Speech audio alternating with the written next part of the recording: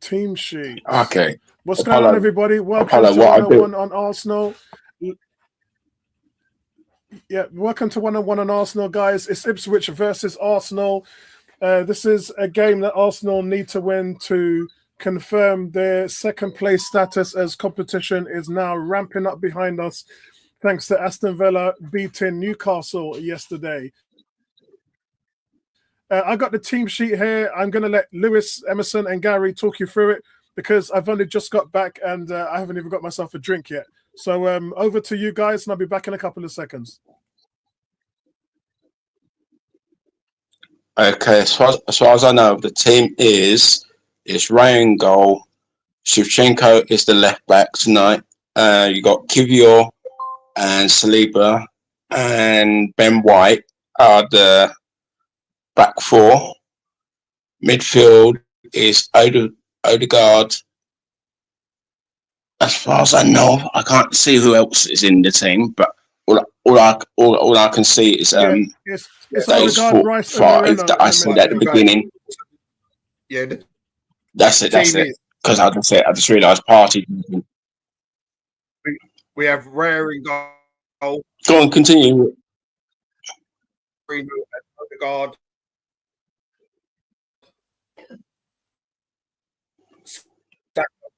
And Trossard up top.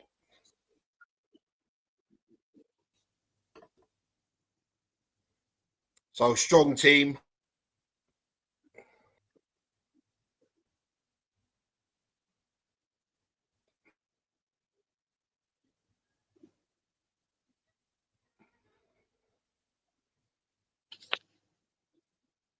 Yeah, so a very strong team put out by Arteta today. Obviously wants to consolidate that second place. Yeah, and struggling to understand why Martinelli and Saka's playing when you've got Wanyeri and you've got different options actually. You've got Wanyeri, you've got Sterling on the bench. That's a strange one for me. The other strange one is why is Thomas Partey resting when he's suspended in the first leg? So little head scratcher on a few things. I like the Zinchenko. Moreno probably needs a rest, so I don't know why he's in there. This would have been perfect opportunity, really, to try a different number 6. But he obviously wants to rest Lewis Skelly, so that takes that off the table. Kieran Tierney, could he have played left back? And Rice dropped at the 6, and then Zinchenko at 8. I don't know. I would have done something different here, guys. I would have done something different. Like what? Well, as I said, I would have probably put Zinchenko at the 8. I would have put. He's never played there for Arsenal. I know he plays there for his country, but he's never played. Yeah, there but for I'm Arsenal. resting players, bro. So I'm switching stuff around. Does that make sense? I'm definitely playing Partey because there's no reason to rest him. Odegaard needs a rest. I think there's a Rice needs a rest. Moreno to rest him. Yeah, he played like 3 days ago. Come on, all three of those guys in the midfield, Rice, Moreno, and Odegaard, need a rest. They all need a break. I would have rested Odegaard for Nyanweri. Agreed. But I can understand playing Rice and Moreno potentially. I mean, this is one he wants to win, right? Everyone's lost. Everyone's dropped points. If everything clears out today, you're ahead by 6 or 7 points from that gap from second to third. So I get it. It's just it's Ipswich, bro. Plus you get a whole week. He gets a whole week rest now, doesn't he? After this game, exactly. Oh, so, guys, the game's on Sky Sports main event. We play again on Wednesday. Yeah. It's after the Wednesday game that we get a week rest, isn't it? Yeah. Yeah, so he's probably trying to play Partey on Wednesday and Lewis Skelly and all them guys. They're still going to come on today. It's just that he wants to give these guys an hour first. Yeah, I mean, I'm all in with giving Thomas Partey a rest because, in all honesty, why tempt fate? Yeah, knowing that you got a more difficult game on Wednesday that you want him to be present. that's a bigger game than this one. Because Ipswich over Crystal Palace, I'm playing him against Crystal Palace. All right, guys, back in a second. I'm just going to go and get a drink. Yes, guys. Big up, Yes, Lewis. what's happening? What is happening? You saying? Not much. Why modes of watching this game decided it wanted to just go kaput at the wrong time. So I'm just trying to end up all over the gap as well today, man. We've got full house today. Big up to everybody. Easter Sunday off. You say, Tony, you good? Yeah, happy Easter Sunday for all of you that are Christians. If Ipswich lose today, they're ready. Liverpool win the league. Gone. They win the no league Liverpool. Today. Yeah, well, they have to beat Leicester for that to happen, which you look at and think, yeah, it's gonna happen. But football's funny these days, Yeah, Can't see Leicester in anything. Yeah, I agree with you, Mark. Leicester scored 2 goals in their last 20 odd games. Somebody's TV is on loud.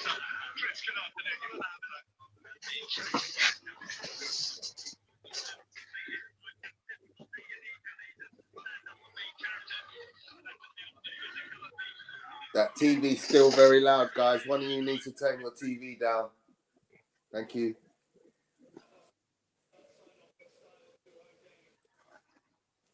Just to tell you, Ipswich is about to kick off. What's everybody on? Optus on now. Ipswich has just kicked off, guys. Game's kicked off. Mine's buffering. I just need to. I'm on think out quickly.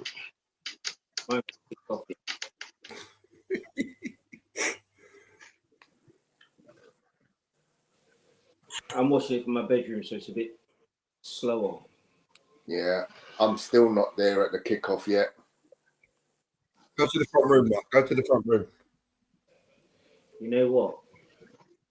I might get it on Sky Go, but I don't want to come out my iPad because I've got you guys on my iPad. I'd have to get you guys on my phone and then flipping watch the game on my iPad.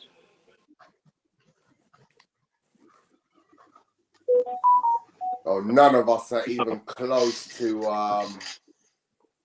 Emerson, who's now kicked off at least a minute ahead of everybody else. Boy. Emerson always watching play.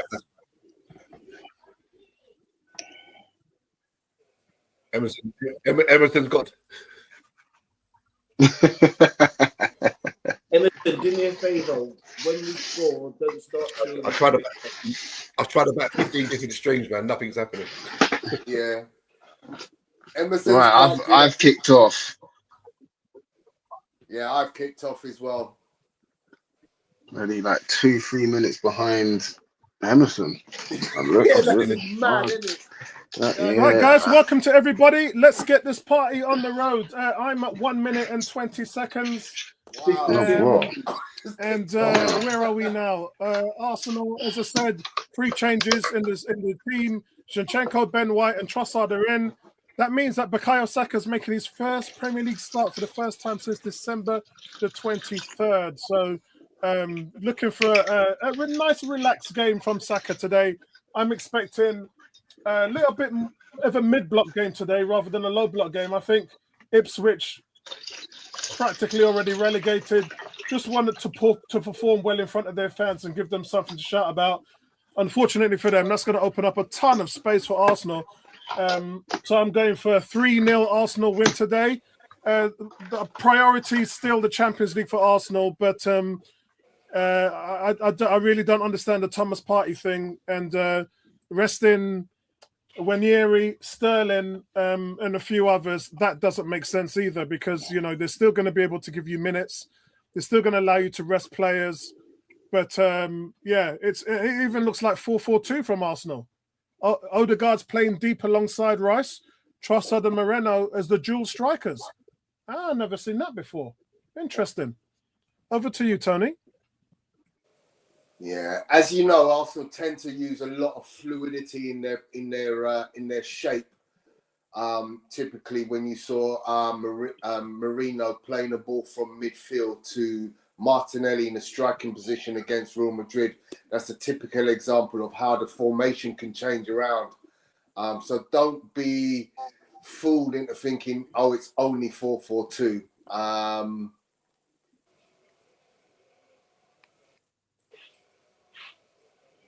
But Arsenal are on the attack in the Ipswich box. Shout out to people in chat. What's going on, 18? 18 says, what's up with you guys' internet? Yeah, Bro, my internet is always singing. I'm on 1 gig, bro.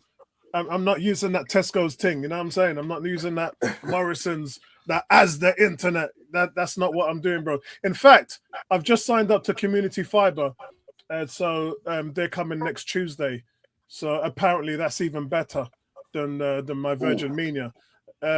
Cam is saying, what's going on? He says, as a striker, it has to be said, Moreno has been top. Not convinced me as a midfielder previously, so very interested to see how he gets on today.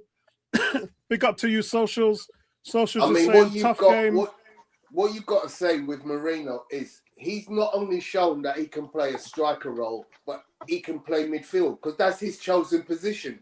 So his versatility, the fact that he's got an eye for goal, must weigh up and say, well, hang on a second, I've got a midfielder who's just adept at going into the striker role as he is in a midfield role. Yeah? It's the same thing you would consider when you go, how versatile is Thomas Partey? He plays 6, 7, 8, and 2. Yeah. Although he's not a good number 2 though. Like he's not the worst. No, but the team suffers when he plays as the right back. Yeah. So Socials is saying, tough game. These guys love to press and run, similar to Palace. And you know what? Ipswich actually play well at home. They play really, really well at home. Martinelli got his feet mixed up there. Yep, I saw the same thing, but it was on his left foot. He didn't fancy it. He had to shoot. It's like you could see in his head, he's thinking, shoot left foot, no, shoot right foot. No, just shoot. They're not showing too much press, Ipswich. Cam is saying Rice playing number 6 too. I say that points to him getting prepared for the PSG first leg, possibly. Yeah. Shout out. Nice Garfield's changed his name to Goldbridge Video. Mad Ting Agwan. He said, unbeaten in Europe. Ross, you've been messaging me Apollo since Thursday. Yeah. Me and Garfield message each other every day, you know. But yes, listen, well done. I haven't had a chance to tell you well done for Thursday. I was surprised Man United got through against Leon. I did not think that was going to happen. Yeah, that was cracking. That was one of the best games of the year. Well out, Raya. Cleaning up nicely. That was one of the best games of the year. 18 says, big up to Garfield the cat. It says, come to see the Gunners win again. Oh. Hey, listen, no matter what happens. Man. Look, well done, but let's be honest, man. You won a game 5-4. How leaky defense is that, man? No, it's entertainment, bro. They scored 7 goals and conceded 6. Come on, guys. That's terrible football. Tony, I'm with you. Yeah, no, you can't go 2-0 up in a tie like that and then only just about win it in extra time with 2-10 men. Yeah, no, it does. Oh, come on. Oh, why aren't we shooting? Win 3-0, 2-0 at home and get slapped up and lose in the return leg. Trossard should have shot first time just there. I'm on 6 minutes and 55 seconds. Cam says, worst league ever this year. No excitement, no big clashes, no rivalry, no tension between teams or managers. And Arsenal Why have you not hit that first time, Trossard? Why have you not just backed it into the net? Apollo, I don't know if you've just seen that, but Trossard should have scored. Why has Trossard not hit that first time? I'm 7 minutes and 15 seconds, Tony. Where are you at? That was about 6 minutes and I saw that. Seconds.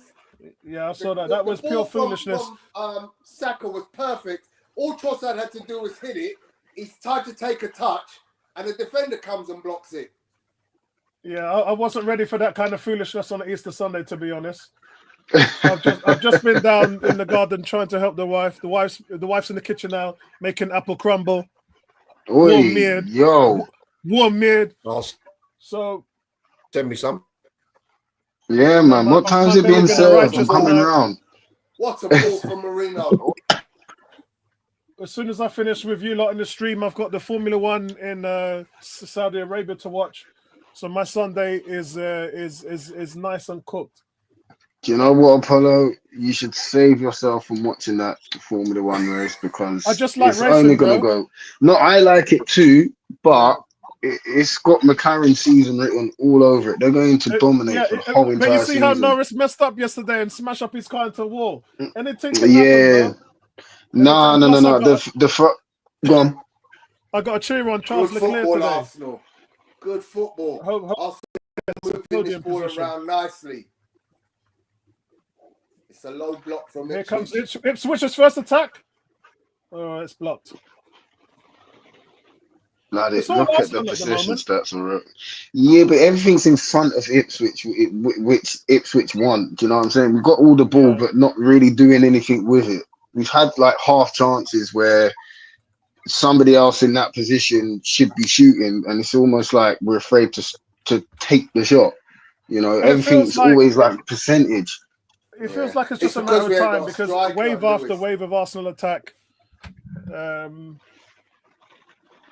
dominating early possession. Possession stat 95% Arsenal. Yeah, it's ridiculous. Mad. It's mad. And obviously 9 minutes and 30 seconds have gone. So that means Arsenal have had the ball for like 8.5 minutes out of the 9 minutes. That's mad. Let's talk about this comment from Cam. Cam says this is the worst league ever. Yeah, I read that. Yeah. What do you guys think individually? What do you think of the league this year? I don't think Liverpool are as good as what the pundits are saying. You know, City had their injury crisis. We've had ours. So it's kind of taken a little bit of that shine away from what the Premier League is all about. I think the league now is about who's finishing in the top 4 or 5 now, rather than like the top 3, because I don't think it's due to the low quality. I just think teams have had injuries at the wrong time. I think and Liverpool have got away with it. I think it's a little bit of both. I think this reminds me of when Leicester won it and every team was off. Like every team was off. That being said, respects for me still goes out to Liverpool for 2 reasons. Number one, because they've only lost 2 games. And number 2, it's because they're on 76 points with 6 games to play. Today, that means a possible 18 points is still on the table. So if Liverpool get, say, 14 out of the next 18 points, that puts them on 90 points, which is still an incredible amount. Like anyone who gets to 90 points in the Premier League season is a dominant season. It's a good season. So I agree with Lewis to the extent that, yes, everyone's been off. But at the same time, if Liverpool carry on and get roughly 88, 90, 91 points, then that is really... Because, you know, guys, remember, 91 points is our literally, we were flat out. Okay, let me caveat what you said, Apollo, with this. Did you expect Nottingham Forest to be 3rd this year? Did you expect to see Newcastle performing the way they have? They've won the Carabao Cup already. Yeah, Nottingham Forest could win the FA Cup. Did you expect to see Chelsea still being, in the battle? Brighton, Brentford. When you look at the league this year, you could say that Martinelli. some teams haven't performed as well as they could have done. But that's not a free kick edge of the box. Well done, Saliba. Well done, Saliba. Brilliant tackle from Saliba. I think when you look at the league as a whole, it can't be the worst if more teams are involved in more stuff. Yeah, I just think the point I made about when Leicester City won the league, you know, and you've exasperated the issue about how everyone's competing now. That's what it was like when Leicester won it. There was only really one team in it. Arsenal was chasing them down, but we weren't even close. And for an extent, Spurs were actually the team that was second. Spurs were second for ages. Yeah, it was Tottenham. We make the joke. Spurs came third in a 2-horse race. But it wasn't even a two-horse race, Tony. It was just Leicester, and that was it. Well, Spurs were still in it at a point, but then they came third. So it was same like us. We were still in it at a point, and then we just never looked like pushing Liverpool in the same way that Spurs never looked like pushing Leicester. Oh, Martinelli needs to sort his boots out. Did you see he that? got pulled. He's got He's got rubbers on. I don't know why. And it's Leandro Trossard has put Arsenal 1-0 up. From that free kick, I take it that Ipswich didn't even get a touch of the ball from the free kick that Martinelli won. Odegaard who's he's running into the box. He slips the ball to Saka on the right. Saka crosses it into the middle, and it's a real scrappy goal. But that's one that you like Trossard to score, and this is what happens when you play Trossard in the middle. He's just that danger man. He's done it for Belgium, for Brighton. He does it for Belgium, and he does it for Arsenal. That's nice football. And then you look at his goal tally as well throughout the 2.5 years he's been playing for Arsenal. What is it, Tony? It's like 26 goals or something crazy like that? So a lot of people are saying sell him, but he's a utility guy, and he's definitely worth a shout in terms of being a good squad money player. From Saudi, I take the money. Guys, quick question. It's all about how much you're going to get for him. This is a great goal. It's a great goal. It's a good goal. Yeah. The whole build-up. Yeah. The finish was scrappy. Kivio stepped in to break up. Doing the big Gabby roll. He holds off Morrissey as well. The defender's right on his back. He's only 5'7", but he's still holding off Morrissey, and he does well there. And how many times have we said the ball comes into the box and no one's there to get on it? So you got to give him credit for that. Yeah. To be fair, Odegaard's trying to trap that for himself, and it luckily pops up underneath his foot. And then Trossard so switched on that he's like, right, I can sniff this chance out here. And then boom. He's done really well there to react, because a lot of strikers, they lose the ball. Anyone in that position lose the ball there. And he gets a nutmeg. It's a very precise finish. Very, very precise finish. Well done, Trossard.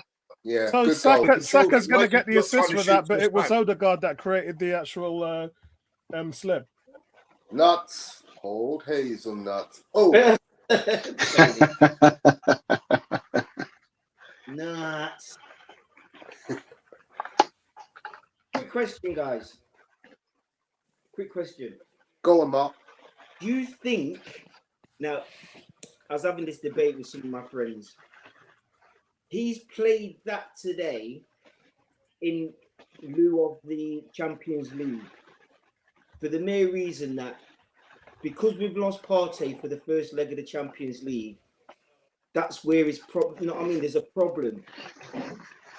So, do you think he's got that in his mind?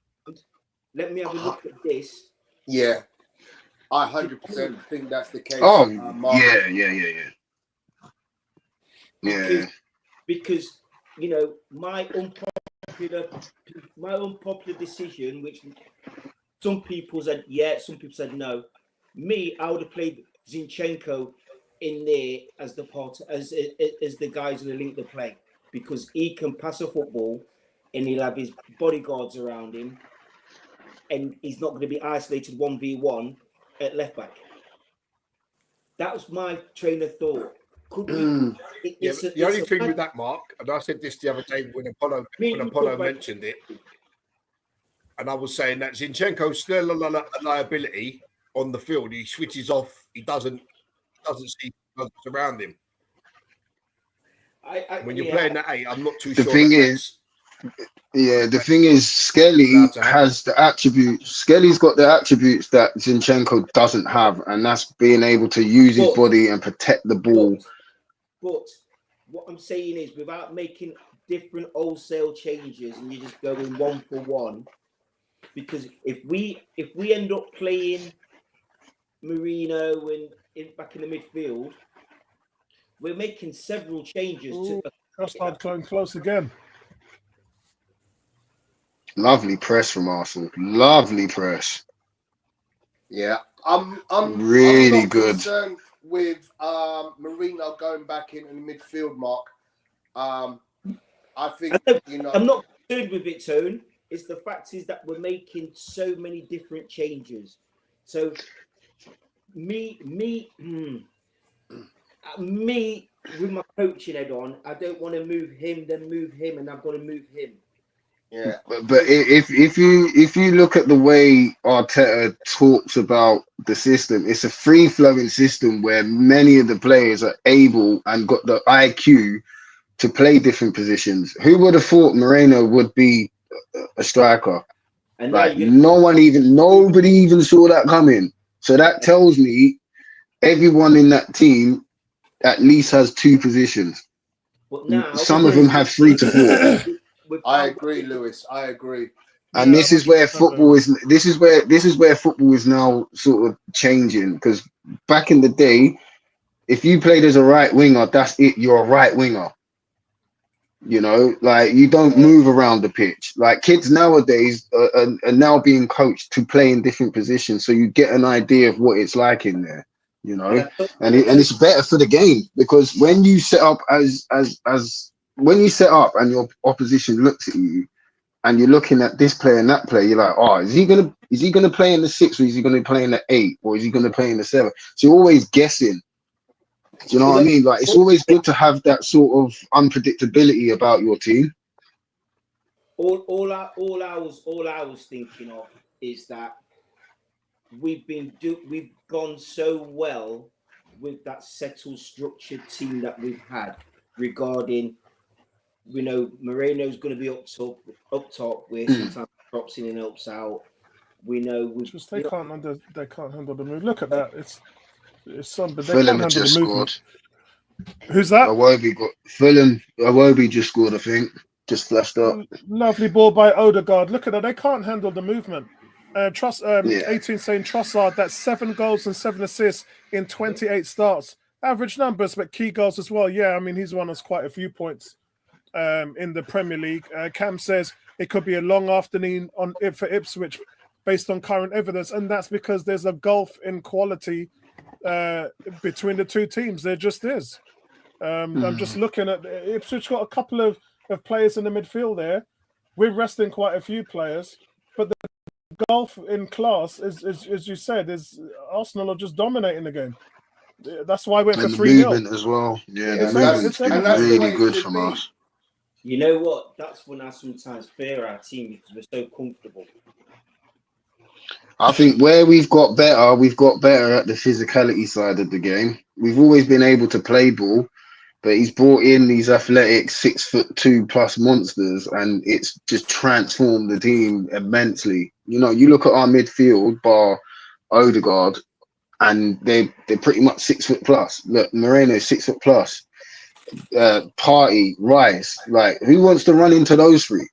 Really and truly. Then you look at your centre halves and your fullbacks as well. They all got height to them, so it's good to see. But that's what Wenger did when he first came, didn't he? Then he went down the road of playing the smaller players later on. Like at Because first everyone, it was Petit, Vieira, these type of guys, 6'4". Garfield, can you keep us abreast of what the score is in the Man United game? I think they're playing Wolves. They're at home, I believe. they got no Bruno Fernandes apparently. They're in the shit. They're in the shit then, aren't they? Everything goes through him, isn't it? He's their Odegaard. We don't see who scored.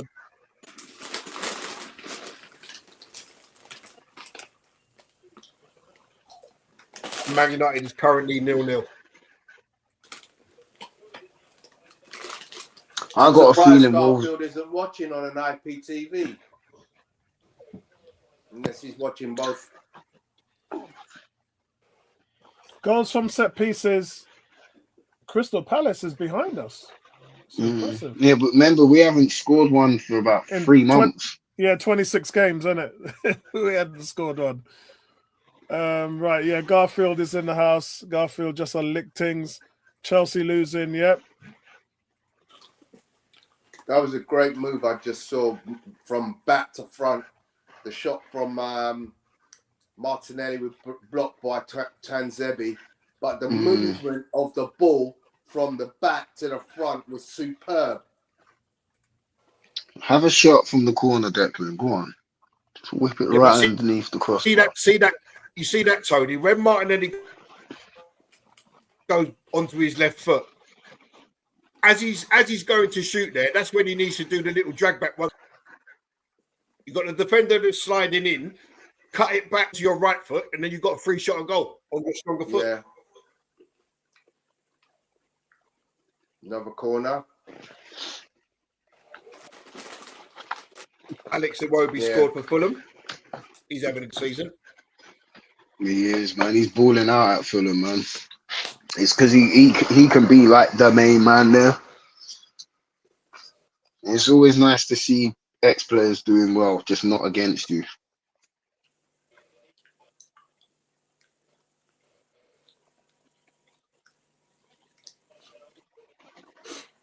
Cornered by Saka.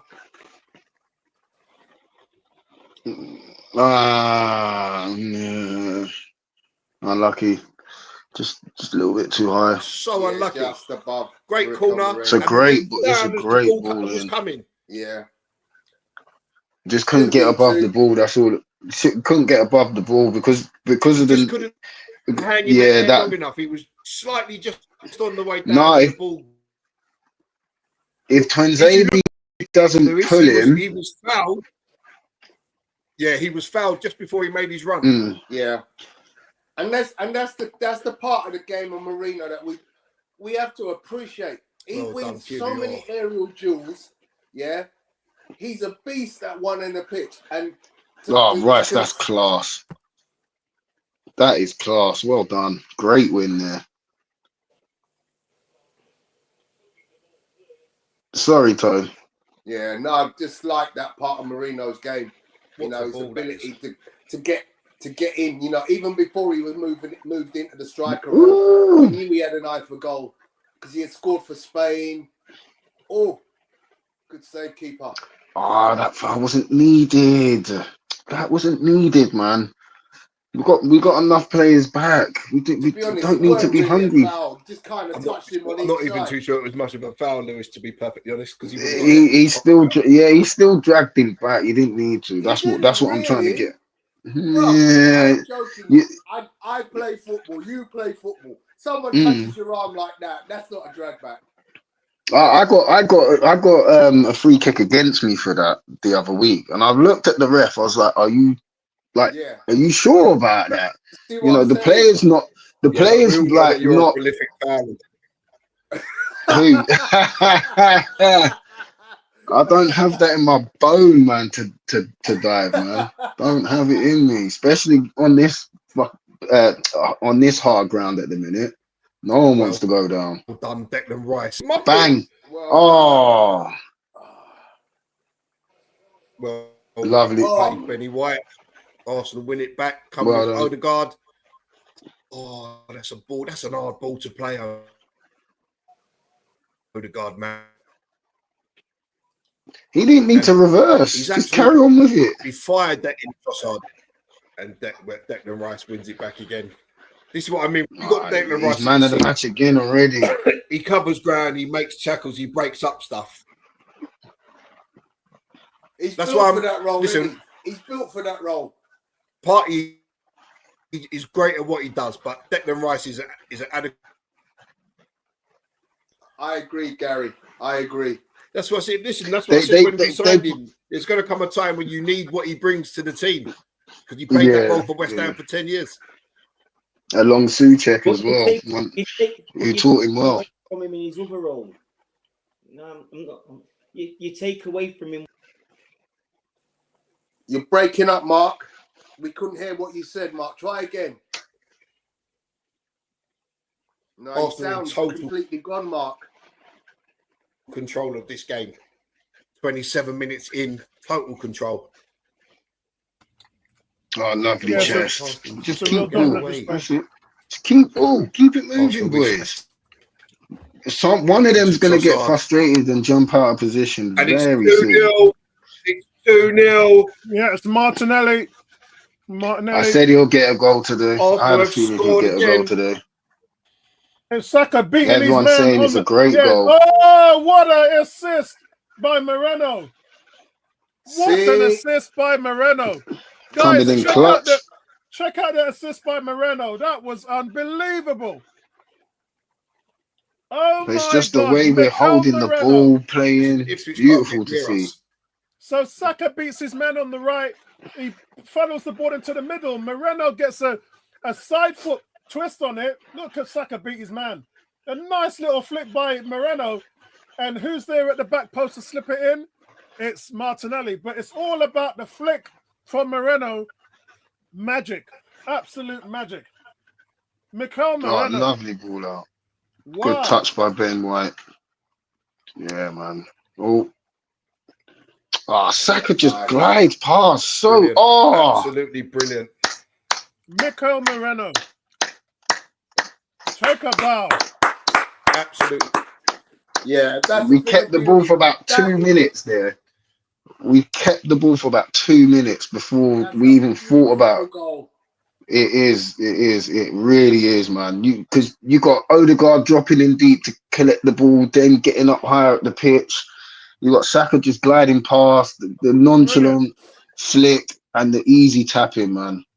Arsenal have So made a then- devastating start, Couldn't guys. miss. It all started lovely ball from Ben White and Trossard in the build-up play, frees up Saka.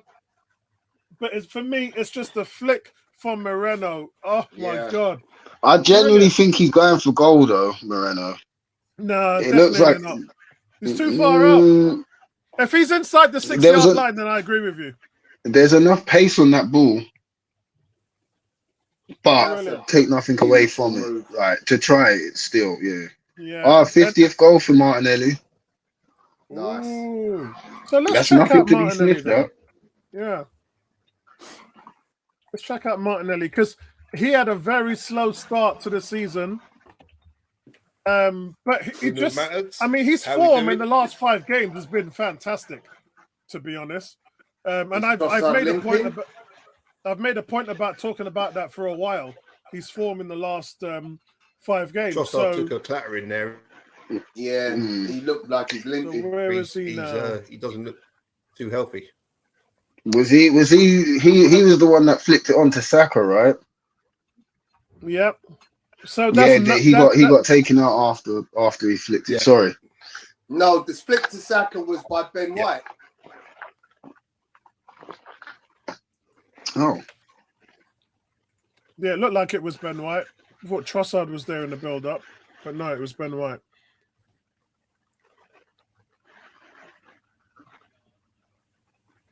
BBC still saying Leandro Trossard Don't take your foot off the gas, in the Arsenal. build-up play. Here come Ipswich. Yeah, no, because Ben White's wearing red boots and the player that went down was wearing white boots. So So it I was think it was Trossard. Trossard. Yeah, it Yeah. was. Okay. That's what I said to Tony. It was Trossard. Okay. And actually, you can hear the Arsenal fans singing Trossard's song. So the fans are cheering him for his involvement in there. But the way Saka just went past their left back was just It was a criminal. brilliant- So It was a easy. brilliant touch to So pull it out the air, though. easy. Yeah. You'd never think he was out for 3 months, would you? Yeah, The way he's 18 just playing. says it's been a Ipswich while. have had a man. Since... Ipswich have had a man sent off. Oh, We're about is that to the see. tackle on Saka? Ipswich are down to 10 Oh, men. It's a no. dirty foul on Bukayo Saka. There's Yeah. one on. Ouch. It's a Ouch. dirty foul Oh, on yeah. Bukayo See you later, Saka. mate. Terrible. See you Oh, later, it's right mate. on, yeah, it's right on his heel. Yeah, it's right on his heel. Oh, mate. And you know You what? could It's a argue- tackle. Oh, that's horrible. Look, guys, did you see there was Ipswich fans in the background? One of them is got their hands above their head saying that's terrible, and the other one's clapping. I don't know whether you guys. I don't know whether you guys saw it. That's nasty. There's a camera shot of where he's going. It's a dive, but that is terrible. Unbelievable. That's a terrible. How's that a dive? It's a full studs on the back of his. Unbelievable. 18 said it's been a while since we scored twice. Shout out to Glenwyn. Saka, I can't see Saka getting up from this. That is a disgusting challenge. No, that's Lewis. What's that? No, somebody thought that Vinny was here. Someone thought that yeah, get off the pitch, Davis, man. That's a horrible challenge. It is. Now they've got to go 1 hour with 10 men. It's going to be. Why is he still on the pitch? He's been sent off. He's walking off. He's gone. Davis is gone. He's off the pitch now. That's one thing I've been taught about defending, right? If your opposition is facing their own goal, you've done your job. Like, you're not getting the ball there. Just stand up. But he's pissed because Saka's turned him inside and out all game so far. That's what that is. That's frustration.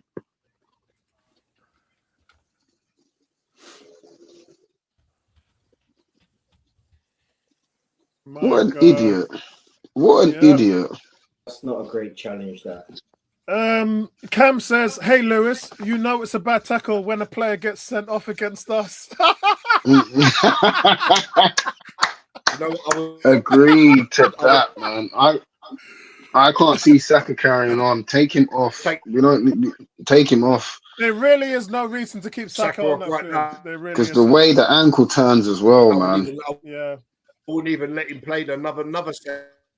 Yeah, there's no reason. Let's take him off, put Wanyeri on. Greetings. What's going on, Andrew? Big up to you, bro. Hope everything is well. Happy Easter Sunday to you. Respect to the family. Hope you got a nice, lovely meal planned for today. Let's get Trossard's name in here as well, shall we? That's not how you spell Trossard. Oh, mate. Looks like he's going to be all right, yeah? So Ipswich making 2 substitutions already by the looks of it. Yeah, it's It's going to be a long afternoon, bro. They're just going to sit in a low block, but the game's won. So at this point, it's a training game. Game's done already, so yeah, this is one of them. How many will Arsenal get before the end of the game?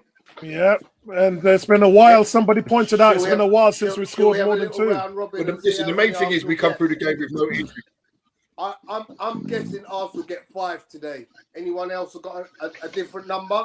I did say 3, but I'm moving that up to 5 now as well. Here come Arsenal again on the left-hand side. It's Odegaard, Ben White. Saka again involved in everything. Saka beats his man. He contact. Oh, it's just missed. Saka just missed. What a shot. I thought that was going right in the top left-hand corner. Look, he beats 2 men.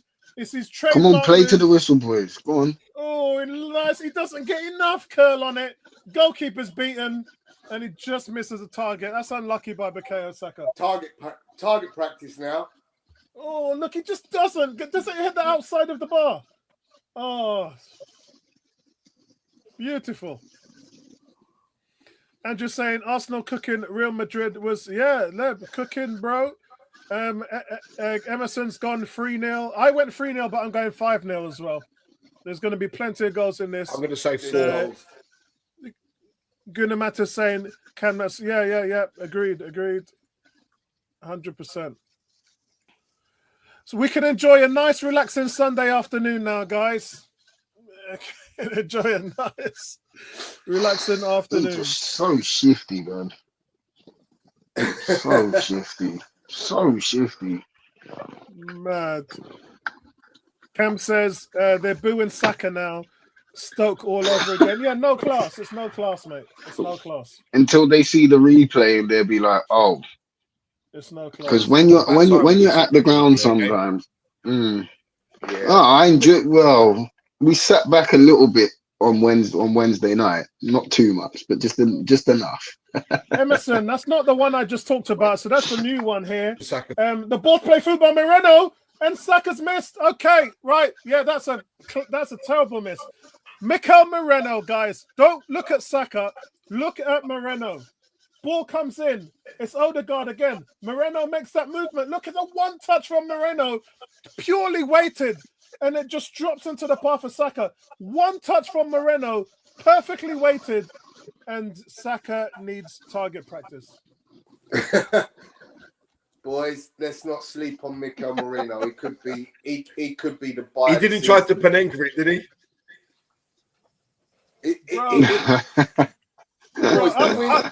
Could we be? Bro, I'm all about Moreno right now. Moreno, get him. Let's Tone. Hold off on that one until the end of the season. Yeah, I'm just saying. Saka, man, just slot that one in, man. It's harder to miss than score, man. Oh, mate, that is a slot. It's the first touch. It's Saka's first touch. It's the first touch from Saka. Makes me laugh. Martinelli. He's screaming for the tap in. You're still going to ask why did you slide me? Yeah. Wow. Because you was offside, mate. Do you know what? If Saka gets a better first touch, he scores that. It's because the ball pops up and then he's like, I'm in a rush to finish it. Did he need to take the first touch? Yeah, because he ain't going to hit it on his right. 99.5 changes, give some people a rest. No injuries. It's been a while since we've seen Zinchenko controlling the flow, the ebbs and flow of the game. Here comes Odegaard again. Odegaard to Declan Rice. Rice puts it wide. Saka now just makes that run. He's trying to play a 1-2 to get into the box. We've got 5 red shirts in the box. All want to score. The cross comes in, but that's not a good one from Odegaard. Odegaard's playing better today, I have to say. 18 saying Saka ain't going to want to come off. Arteta will have to drag him off the field. Yeah, I do agree with that. Mikel Moreno! Oh, my God. Oh, my God. Ipswich playing the ball out of the back. Mikel Moreno dies between 2 blue shirts and wins the ball back right on the edge of the penalty area. Mikel Moreno's doing everything that your manager wants him to do. Lovely 1-2 being played here. Chip into the box. It's cleared. Guys, look at Moreno win the ball back on the end of the penalty area for Arsenal. Textbook Kai Havertz. Textbook Kai Havertz. Loves to try and play this difficult ball in it. If it's the most difficult pass in that action, Odegaard wants to play it. Guys, have you seen Mikel Moreno's tackle yet? And he's trying to pick out Marino there. The most difficult pass that he could have. Odegaard wants to do that all the time, though. That's his game. Possibly beautiful tackle. Beautiful tackle. Yeah, lovely. Yeah, Marino's having a barnstormer. Hey, Lewis, that's what we miss in Kai Havertz. That's what I know. These centre midfield qualities are shining through up top right about now. And everyone's thinking about football in this closed box. Sometimes you need to take yourself out of the box to really see what's going on. Oh, by the way, did you guys get my message on the forum about Kai Havertz? No, I've not been on the forum yet. Yeah, he's got his examination on Tuesday morning at 10 o'clock. And if he passes that, he'll be passed over to Arteta. And then it's down to Arteta when he's going to play him. But on Tuesday... Sitting next to Roger Osborne is my old mate, Chris Kawamia. If he flies through the examination on Tuesday, then the medical team are basically saying he's ready to come back to full training. Who's that? Chris Kawamia is my old mate. Used to go out with him on a regular. Oh, you're up there, aren't you, Tony? Chris Kawamia. I do love Chris. Yeah. Andrew's question. Andrew says, "What are the chances of Salah and I should love Chris Kawamia and Ozil after signing a new contract?" Honestly, I think that's a great question, Andrew. And I've said to my Liverpool mates, I honestly think at 33 years old, I think those two players are going to fall off a cliff. And Salah's Don't 32. trust it. Don't trust it. I think they're going to Van fall Dijk's off a on cliff. what, 400 grand a week from next Don't season? trust it. Yep. Those guys are too professional. They're not like Aubameyang. Aubameyang was too braggadocious for his own good. But I will say that Van Dijk hasn't been the same this season or last season. I think Tony, he's already fallen off the cliff. Yeah, Tony, all I'm going to say to you is you can't outrun Father Time. You can outrun anything on the planet, but when it comes to Father Time, when the door come knocking... Yeah, you say that, Apollo, but don't forget, Messi is still playing at 40. Ronaldo is but look at the league. Look at the league. He's playing in the bum league, isn't he? This is the Premier League we're dealing with. It's a slip into the box. Oh, he's missed a sitter. Saka has missed an absolute sitter. Oh my God! How did you miss that? You know, I could go and play. I could go probably play in Saudi. Nice slip ball from Odegaard on the right. You, me, both, Gary. Tax free, yeah. It's Trossard this time. Arsenal should be 5-0 up. Oh my God! Saka should be on a hat trick, and that one you can really tell the look on Saka's face when he missed the first two. Saka was smiling. When he missed that one, he didn't look happy at all. Oh my word. Bukayo Saka could have had a hat-trick. I got there before you did, Emerson. My stream is, I'm on 43 minutes and 55 seconds. What a turn by Odegaard, though. I know. Brilliant. Oh. There's no way the manager's going to take you off the field now. I'm sorry, man. And even if your number comes up in the summer... To be fair to Saka there, he's done the right thing. Yeah. Yeah, he's tried to guide. You know, if that's on his left foot, that nestles in. It looks like he got a deflection. He had to shoot for the far post, and he just screwed it wide. Not Did he what he could have done I with think that, really. Even Lewis if he takes said the it might touch, have the got defender deflected. is still right in front of him. It looked like it looked like the way the defender came in, it just come off the back of his calf, but he's giving a goal kick. Oh my God. Cam says Moreno has morphed into primetime Mesut. He go tackle the guy and then lost the ball to him. What the hell, man? He tackled the guy and then tried some little back heel and lost the ball to him. Zinchi, man. You don't need to do that there. You've got the ball, go forward. No, thanks. All right. No, thanks. Premier League. All right.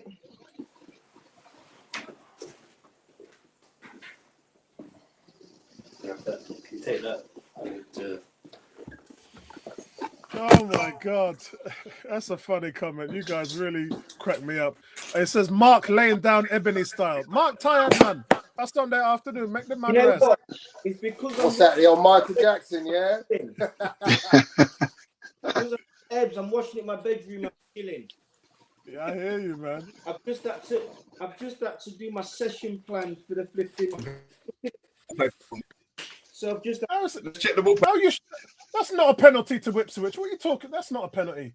And it's not even touched him. He's just dropped down on the floor by himself, ref. Referee says no penalty. He's not even touched him. He's just gone down by himself. Ipswich just looking for a way to get back into the game. Shouldn't that be a yellow card then for simulation? Yeah. Yes, agree. They need to bring that. They need to bring that back. Why aren't refs strong enough to do it? 100%. Lewis, that was the lamest attempt to dive I've ever seen in my life. He went down in the back. Oh my God, ref! Come on, man, book him as well. Book him. Sorry, have you guys seen that penalty shot? Yeah, it's terrible. And it was offside anyway. Right. It wouldn't have mattered. He was offside. Oh my God, that is so bad. Hey, Tony, man, looking for crumbs on a Sunday afternoon, you know. That's like that Sunset Beach type of acting, that. Jeez. Beach, you know. Trossard's having a really good game. He's in that box. He's in that Smith Rowe Foden area and just been an absolute nuisance to Ipswich in the box. Really good game by Trossard today. I'll be very tempted to rest a few players now. We're playing We're two up. man on. Look at Moreno. You see, Moreno guys, is just... this is why I said you have to rest Partey today. You play Partey against Palace. Look at Mikel Moreno. Take a bow. Mikel Moreno, take a bow. Wait till you guys see. It's 47 minutes and 20 seconds. Wait until you guys see what Moreno does. Absolutely take a bow. Oh, my word. Mikel Moreno.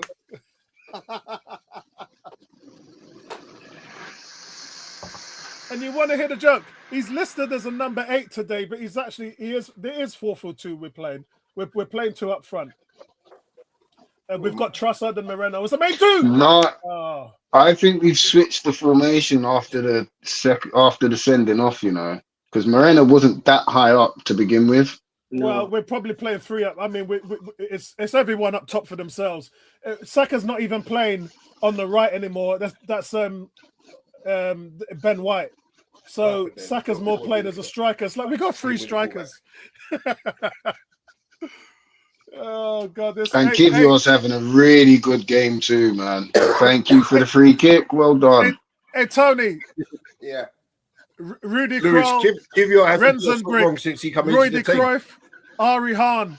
You're looking at Holland's 4-2-4 right here, right now. You're looking at Holland's 4-2-4. Well, you should play aggressively when you got 10 men to play. So 100%. 100%. Oh my word! Bang it, Odegaard. Shoot, man. Come on, stop overplaying Odegaard. You had opportunity to shoot ball, man. Shoot the fucking ball. Hey Gary, you're 2-0 up. Calm down, you're 2-0 up, mate. No, but I agree with Gary because there's situations where you need to shoot as a 10. You can't always facilitate. You've got to take the onus yourself. Hey Gary, you're 2-0 up. You're 2-0 up. Tony, give me some love, bro. This is prime 4-2-4.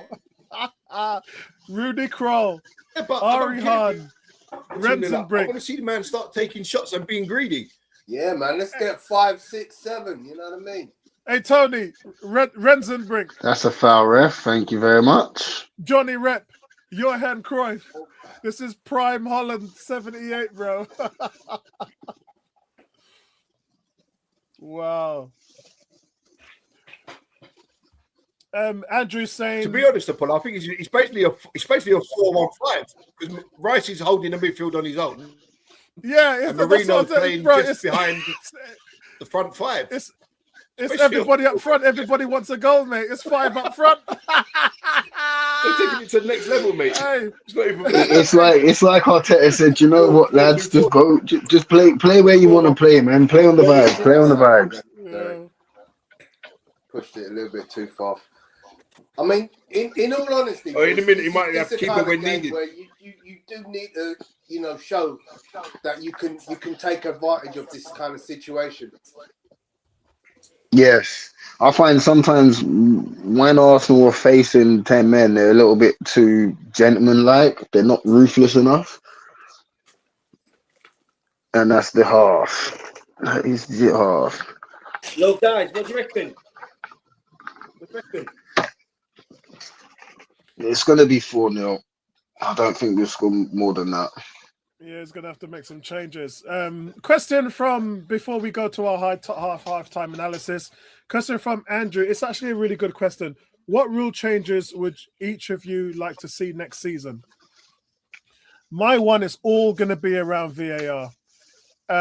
I think that all of this, calling the referee over to the monitor, I think that there should be much like in Formula One, much like in American football, actually, and in NBA, where you've got multiple officials who can officiate a game properly, rather than one idiot talking to another idiot on the microphone and them having a discussion which leads to nothing, and then they have to go and let the referee get the call.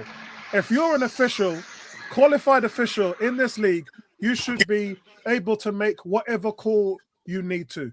You should not be able to call, like in the NBA and the NFL, you don't call over the head official to take him to have a look at a decision that you've got a problem with. You should be able to make a decision yourself. The head umpire, which in our case is the referee on the field, should be the one to relay that decision to everybody on a speaker for everybody in the stadium and the television to hear. I know they trialed some of it, but my point being, there needs to be a panel making the consensus decision, relaying that decision to the referee, then the referee tells everybody what that decision is. Don't let the referee have to run 60 yards to a monitor to make up a decision which basically you already have. And if you're second guessing, then that's because there's one person looking at it rather than three. So in my opinion, we need to have multiple officials making a consensus decision. Then that decision is relayed to the referee. The referee then tells everybody, this is the decision, this is why it's happened, and then it moves on. The game would move on quicker. We won't have all of these silly 5-minute delays, and it improves VAR. Because let's be honest, VAR works perfectly. It's the planning and the officiating where the problem is, and that's the main rule change that I would make. Also, I don't need to talk about the handball rule because they already changed that this season, didn't they? So no need to really mess around with all of that. And also the kicking the ball away, which affected Arsenal, and then they decided to soften it. And everyone's doing it now, is just rubbish. You're either going to do it or you're not going to do it. And I think you should do it. And it's the same rule for everybody, because those are one of the things that only we get punished for, and everyone and their black cat has got away with it. So I don't even think they softened it upon her. They just completely took it away. It wasn't even a softening. Yeah. It was like they completely took it away. Yeah, it's so stupid. It's like, oh, it's punished us enough now. The fact that it's what I would like to see rule change wise, I would like to see the VAR go more down the rugby union approach. So like, if they'd like to see VAR bring that to the referee's attention, if he hasn't seen it. If the referee thinks he's seen something, I'd like him to say to the VAR, can you go check what's happened back there and then come back to it later in the game? That's what I would like to see. Because in rugby, referee sees everything, and these guys here have only 11 men to look at in the wide open spaces and can't see nothing. Makes no sense to me. Also, I do want to say something. It's going to be controversial. Some of you might not like it. I don't care. I would like to see them tweak this spending cap for some kind of financial ruling. I would like to see it, because at the moment the percentage, I think it's 85%. It just doesn't play into anybody's favor at the moment, and it seriously disadvantages the smaller clubs as well. So you would want them to take away the spending cap? Is that what you're saying, Apollo? No, I'd like them to modify it. At the moment, it's set up on the 85% of what you earn. So if you're a small team and you don't earn nothing, it doesn't favor you. But if you're a huge team that makes $500 million a year, and 15% is nothing to you, what's 15%? It's nothing. True. So I think that they need to play about that in terms of the percentage. Personally, I would rotate the percentage based on your income. I would do something to help the smaller teams weigh in more balance. I know it's there to stop teams from going into bust and into liquidation, but quite frankly, when you're earning that much, I don't think 85% does anything for you. I think it should be 70% for the top teams and then 85% for the lower teams. That's what I think. I think it should be based on your income. Restriction of trade laws. To be fair, just to go back to the game, they're showing the replay of the second goal. Yeah. The left back for Ipswich was lucky he didn't get booked for taking Trossard out off the ball. in the build up to the goal. So the red card was just, even if he didn't, if he was on a yellow, then I don't think he makes that tackle on Saka. So sometimes things happen for a reason, you know. Yeah, I think socials are saying then the cap should only apply to the top 10 percentage of cap. Does that make sense? So you have a lower percentage. You can't have that because Tony, you can't define the top 10. Tony, I'll explain something to you, which you probably don't understand because I know you're not big into motorsports. There are sports where the best teams have the least amount of application in how they can build their team. So take, for instance, in touring cars, if you the quicker your car goes, the more weight is added to your car in the race. With Formula One, the higher your team finishes, the less amount of hours you can use designing your aero package. So the teams at the bottom have more time designing their car, hence making the car better and finding more things that would work. There are ways that they can do it. I'm saying in order to do something like this, I would be open to something to benefit the lower half of the teams in regards to the higher half, because it benefits them nothing if everyone's painted with the same brush. It's like the earnings, right? The higher you finish, the more money you get. The lower you finish, the least money you get. It's you know, it makes no sense, Apollo, because you're dealing in a global market. Unless everyone globally agrees to it, it makes no sense. We're not dealing in a global market because the we way are. No, we're not, because Okay, the way how Spain, Real Madrid, if we're competing against Real Madrid, Barcelona, we're not. Bayern Munich, Paris Saint-Germain, who don't abide by those same laws, no, how are you ever going to compete with them? Well, that's my point. We're talking about the Premier League. We're not talking about those leagues, because in Spain they have got the most in the Champions League, Apollo. No, because the global market would mean it's worldwide, isn't it? It's not worldwide. I've ever seen. They pay the top four teams. It's contained to 50% of the England. revenue You buy that they earn, which is worldwide, wrong. but we're not in a global market business-wise, because it only confronts like business in the UK. If I'm completely wrong in saying that, but that's how I see it. I don't know how they get away with that model in Spain. It is absolutely broken. To pay 300 million euros to Real Madrid, Barcelona, and then to pay 20 million euros to the bottom teams. How does that even work? It's absolute daylight robbery, and it keeps them at the top of the pecking order, and it doesn't give an advantage. I like the Premier League's way, which is everybody now. It never used to be this way. It only started about 8 years ago, where they had the scaling cost. So the winner got 23 million, and it scales down 500,000 all the way until you get to the bottom of the table. That's gone. Every team in the Premier League now has 94.1 million in TV revenue. Every team. And that's big. That's big. And then it scales based on your TV appearances. So we know last year Arsenal made 140 million. They had the 94 base million, and then the amount of money on top of that was bonuses and TV appearances.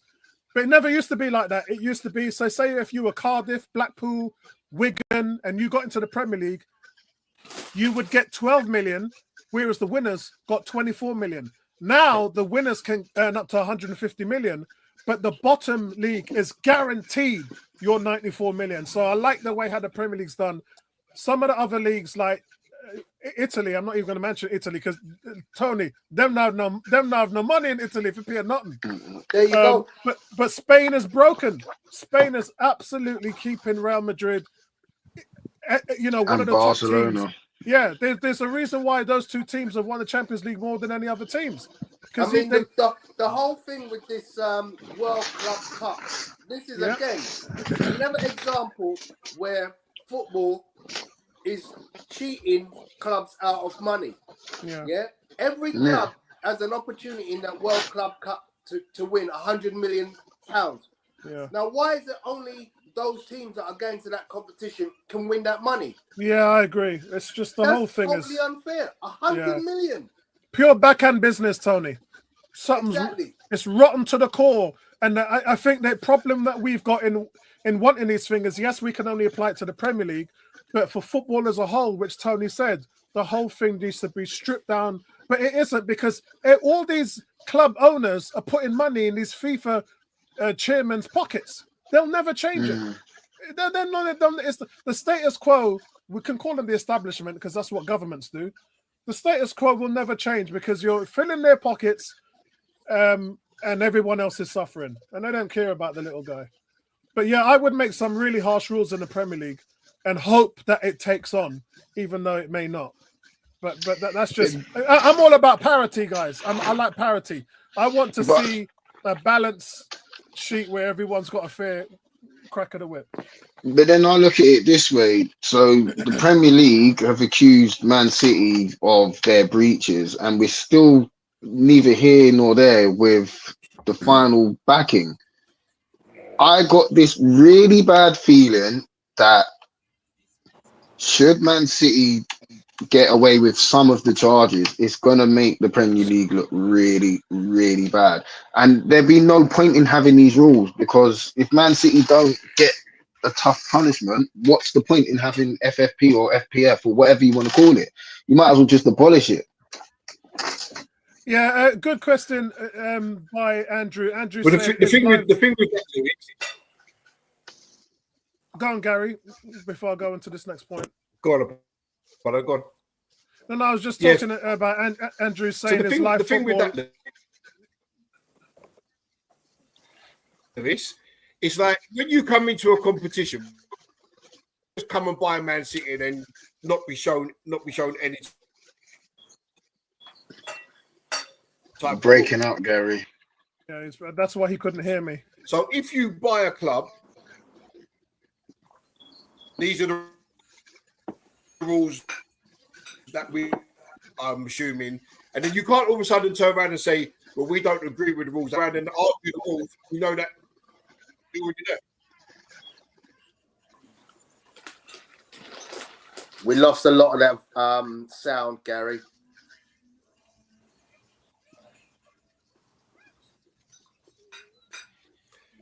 Yeah, so basically in a nutshell, I was basically saying in a nutshell, when you agree to buy a club, the rules must be set out that you have to adhere to, yeah?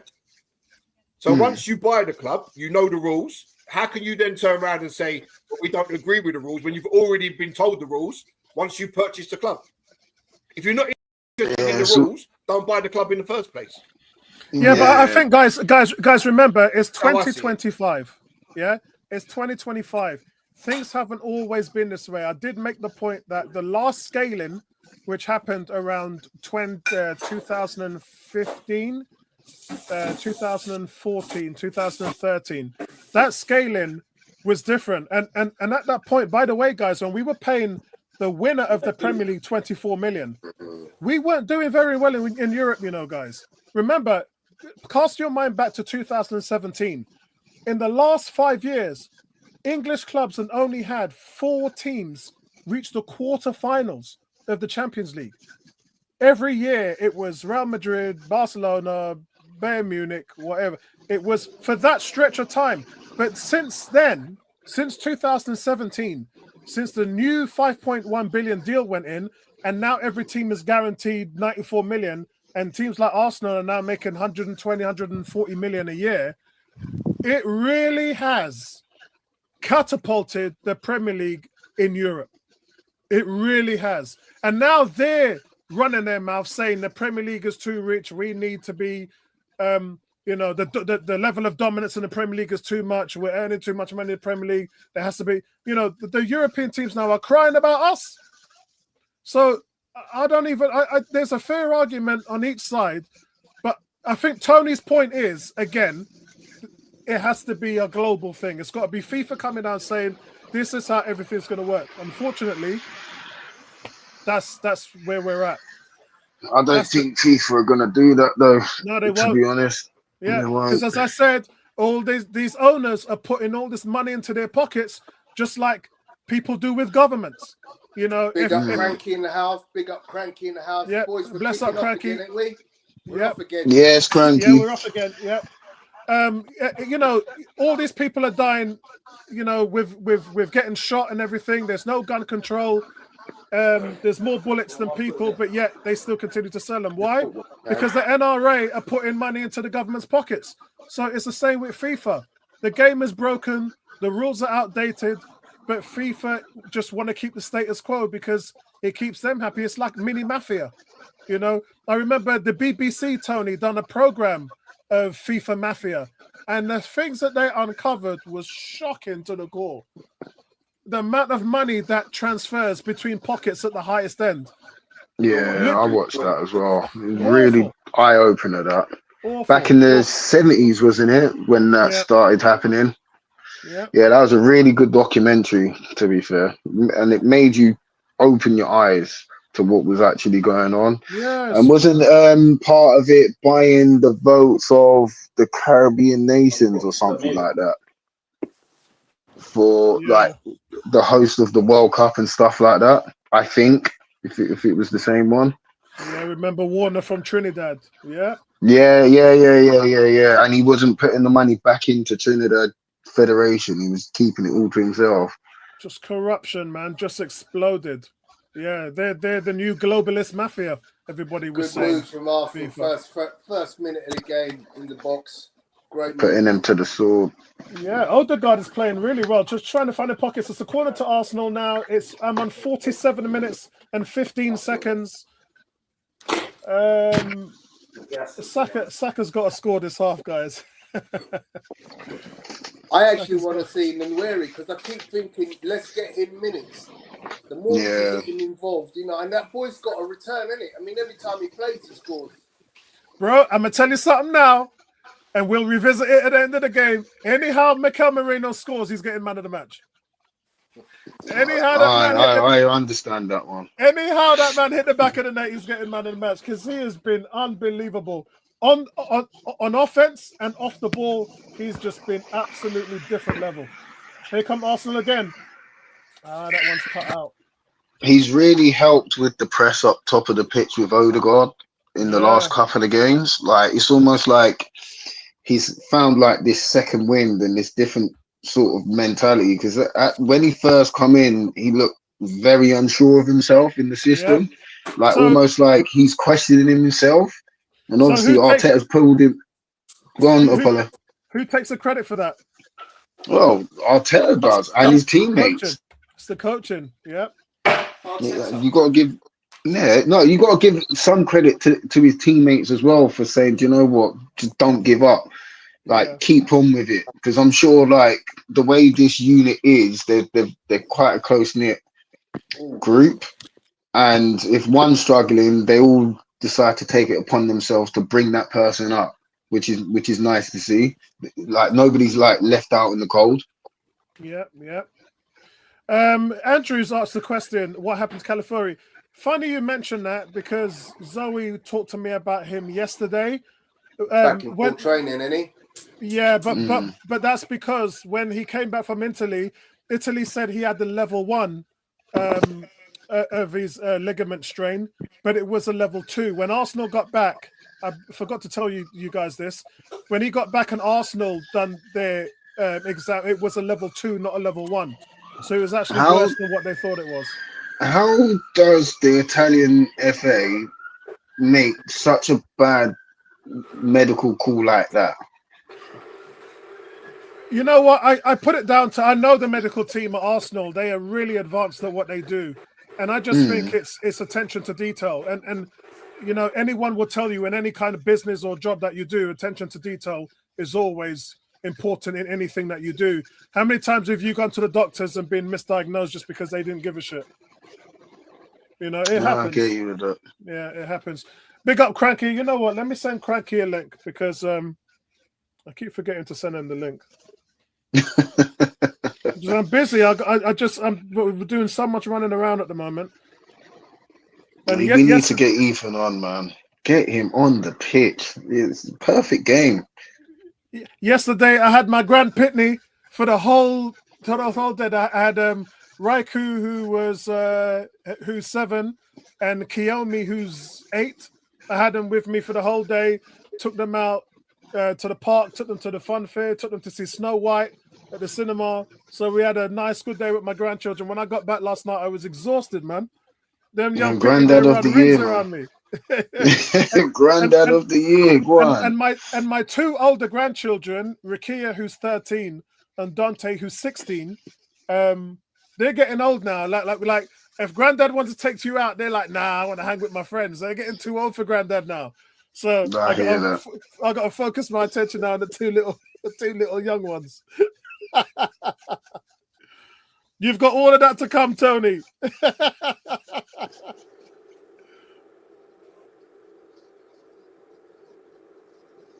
How old is playing now? Big question: Party goes or stays? It's got to be stay for me. I think most Arsenal supporters are saying stay. I've heard so many people now saying that it's essential that Party gets a deal. So I think it's just a matter of time. Remember, Tony, he's already got a deal in place. It's a no-brainer. If for us fans, yes. That, Apollo. Repeat basically, Party. Yeah.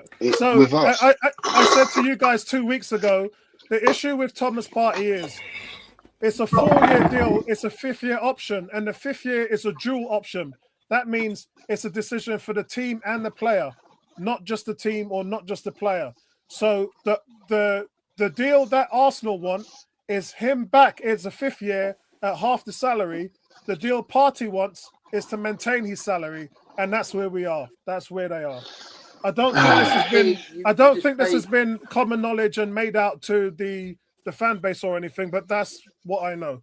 I mean, that stinks to me, because why would Arsenal try to get a guy on the cheap who is it's so instrumental to the team? Well, you're saying something which we've known for 10, 20 years. Rice again. Have we not scored? How have we not scored from that cross? Oh, wow. Oh, come on. And it's good defending by Ipswich, to be fair. Cranky's basically just said what, by the way, Cranky, I think I've sent you the invite. He's just said what Partey is basically doing. There's no movement on Partey's side whatsoever. Yeah, I think I haven't heard anything about them increasing the money or the offer, but I'm sure they will. I don't think they would allow somebody. They're going to have to. Yeah. There's just no way that, you don't value a player and you try to half his wages. Are you mad? Yeah, but Tony, you're talking about something that's consistently happened. Oh my God, how did he miss? You're talking about something that's consistently happened with Arsenal Football Club and a lot of the Premier League for many years. No, it's not nothing new. It's not nothing new. It is. You don't have to do it. It's the simple answer. You can pay the man his worth. If he was Zinchenko, I'd understand it. But this is a guy who is the best midfielder in the Premier League by a country mile. There's no if, buts, or maybes. Bro, we've lost players like Robert Perez. Yeah. Perez. I get where you're coming from, Apollo. And sorry, Apollo, go on. I'll say what I'll say after. No, I was just saying we've had players that we've just let go. I think what you've got to look at when it comes to Thomas Partey, you've got to look at his worth to the team and how much it's going to cost to replace him. Gary, your stream is bad. I can barely worth hear. Paying him the money. I can barely hear what you're saying, Gary. You're cutting out, Gary. You're cutting out. Here comes Odegaard again. Yeah, can you hear me now? You're cutting out. I'd reset my connection if I was you. But you're cutting out quite a bit. Let me go out. Yeah, Lewis. Yeah, Lewis, go on. For me, you got to look at it in this way as well. If there was a ready-made replacement for Thomas Partey, then fair enough. You can kind of sit on it and say, well, Partey, if you don't, then we'll just go out and get this player. But there is no midfielder in world football right now that does what Thomas Partey can do. I love what Rice does for us in the 6, but it's not Thomas Partey. He can learn it, surely, but it's going to take a little while for Declan Rice to understand the role of what Thomas Partey does for this team. Yeah, as well, you got to look at the Liverpool situation as well, where had Salah, Van Dijk, and Trent all left, that fan base would have gone absolutely bonkers, and that's probably why they've given the money to Salah and Van Dijk, because they don't want a backlash from their fans. Yeah, I totally agree. I think the comment. Yeah, I agree too. Let's get Gary back in here. The biggest thing for us is, and I had this discussion with some guys yesterday, and Andrew's made the same point. It's not just Rice. Rice and Odegaard are able to play advanced in that midfield because Thomas Partey allows it. When you have somebody in how many teams play in a single pivot? Hardly any. He does something which no team can risk or play with. I remember Cranky was talking about Casado, and a couple of guys was talking about, what's the guy who went to Lavia, Bissouma. Basuma. All these guys, none of them can do what Partey does. Ipswich go close. Ipswich go close. Yeah. Went past the post. Yeah, none of them can do what Partey does. You know, and when he's gone, you're going to have to play with a double pivot. There's no two ways about it. And what does that do? That changes your attacking style considerably, because then you don't have an advanced 8. You have a pivot 8. You don't have your number 10 going all hell for leather. Your number 10 has to then show commitment to drop in a bit deeper. So Thomas Partey just affects everything you do from the ground up. And two guys, substitutions for Arsenal: Saka off, Skelly and Ranieri on. Oh, they managed to get Saka off. Yeah, no, we had to. That must have been difficult. So yeah, I think that, guys, look, don't read everything you hear in the press. There is a situation where Arsenal and Partey can resolve it. A deal is in place. There is a fifth-year option. However, if the player does not choose to take that option because a lack of funds being offered to him, he is well within his rights to move on. Yeah. If Barcelona offer him 300 euros, 300,000 euros a week, yeah, which they can, then he'll I don't think he'll go to Madrid. I don't think he'll do that. He's from Atletico. There is direct rivals. I don't think he would go play for Real. Money talks, though. Money does talk. Money really does talk. Barcelona would be the team. If anyone was going to go for him, it's Barcelona, and that would be, for me, that would be a sticking move. And if I was him, I'd sign that deal up straight away. I personally think he'll end up in Saudi to make tax-free money. No, That's the way I'm thinking. Back to Spain. Saudi would offer him mad money, man, and it's all tax-free as well. Yeah. Oh, good cross. Yeah. Unlucky. No, I mean it just makes no sense to let that kind of talent leave when it's your own. You have the capability to re-sign him, and you know what? I'll give him a rise. I personally think he's worth it. He's had a great season. His health has been good. You know, he's worth a 2-year option. It is worth it. It's got to be. Hey guys. Question: You see where Zinchenko is playing now? Yeah, they're all in there. Mark, you missed it in the first half, and we said we've gone from a 2 up front to a 3 up front to a 4 up front, and now it's a 5 up front. Everybody's in there, bro. They brought Skelly on, and look where they put Zinchenko. Yeah, we can see Saka's ankle where he got clipped. That's what I mean. He should have tried Skelly in the 6. No, Mark, would you not have done that? Yeah. You know why I wouldn't have done that myself? Because at left back he is absolutely cooking, and I don't. The bit that he creates for us playing as a left back, and his strength as a left back, and in his confidence as a left back as a young kid, I wouldn't move him from there. Because I'm not, you're not going to play Calafiori there, and you're not going to play Zinchenko there. Question from Cranky. Cranky says, what about another Premier League team, say Man United? Well, that spins to the point that me and Tony were making. Mad. The point being that if he's going to go to Spain, he's going to obviously still play at the highest level and still be rewarded for that because they have a easier tax relief than we do. But then if you go to Saudi, they have no tax at all. So if they offer you €500,000, then that's your money. Man United can't facilitate that unless they do. They offer him 600, 700, which they never do. They're not going to offer Thomas Partey 600 grand a week. It's just something that they're not going to do. So monetary wise, I would definitely. I think he's going Spain. I have not heard anything about Arsenal offering him more, and until I do, then for me he's leaving. But things can change, so we'll have to wait and see what happens. I think it's almost imperative that things change. I don't know why they wouldn't have the money. I mean, let's look at it this way, guys. Let's look at it this way. Thomas Partey is going to be 31 years old, right? 31 years old. Does anybody know how old Tony Kroos is? Older. Tony Kroos is 36. He's 36, right? Yeah.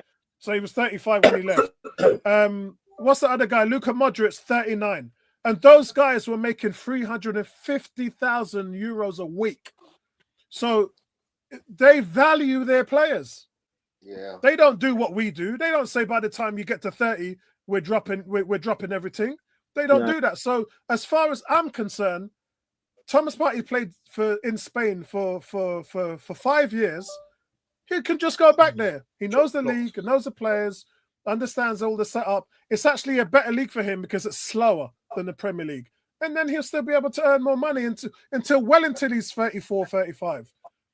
That's not going to happen in the Premier League. Well, but realistically, Apollo, if he's going on a free transfer, someone like City, well, not City so much because they're obviously going to have Rodri, but someone like Man United could offer him 500 grand a week. He's not going to make no difference because there's no transfer fee. But he's not going to win. When there's no transfer United, fee, so why would he go? I mean, that's what we've done with Sol Campbell, wasn't it? Yeah, but what I'm saying is he's going to want to compete. That's what we've done right? with Sol Campbell because there was no transfer fee. He got 100 grand a week. Yeah, but he's going to want to compete. He wants to win a title. So he wouldn't go to Man United because they're not going to win a title. They're not going to win anything. If he goes to Barcelona, straight away, they're in contention there. And so he'll only go to a team that's going to win unless he goes to Saudi. Well, he could do a job for Real Madrid. Yeah. Oh, yeah. Cranky, listen, from what I know, Arteta's fighting tooth and nail to keep him. But again, it's down to the big boys. It's down to Tim Lewis. It's down to Josh Kroenke. It's down to Richard Garlick. Those are the money guys. Those are the guys that sort out the contracts. Those are the guys that do all the math. Arteta don't do that. And Arteta is fighting to keep him.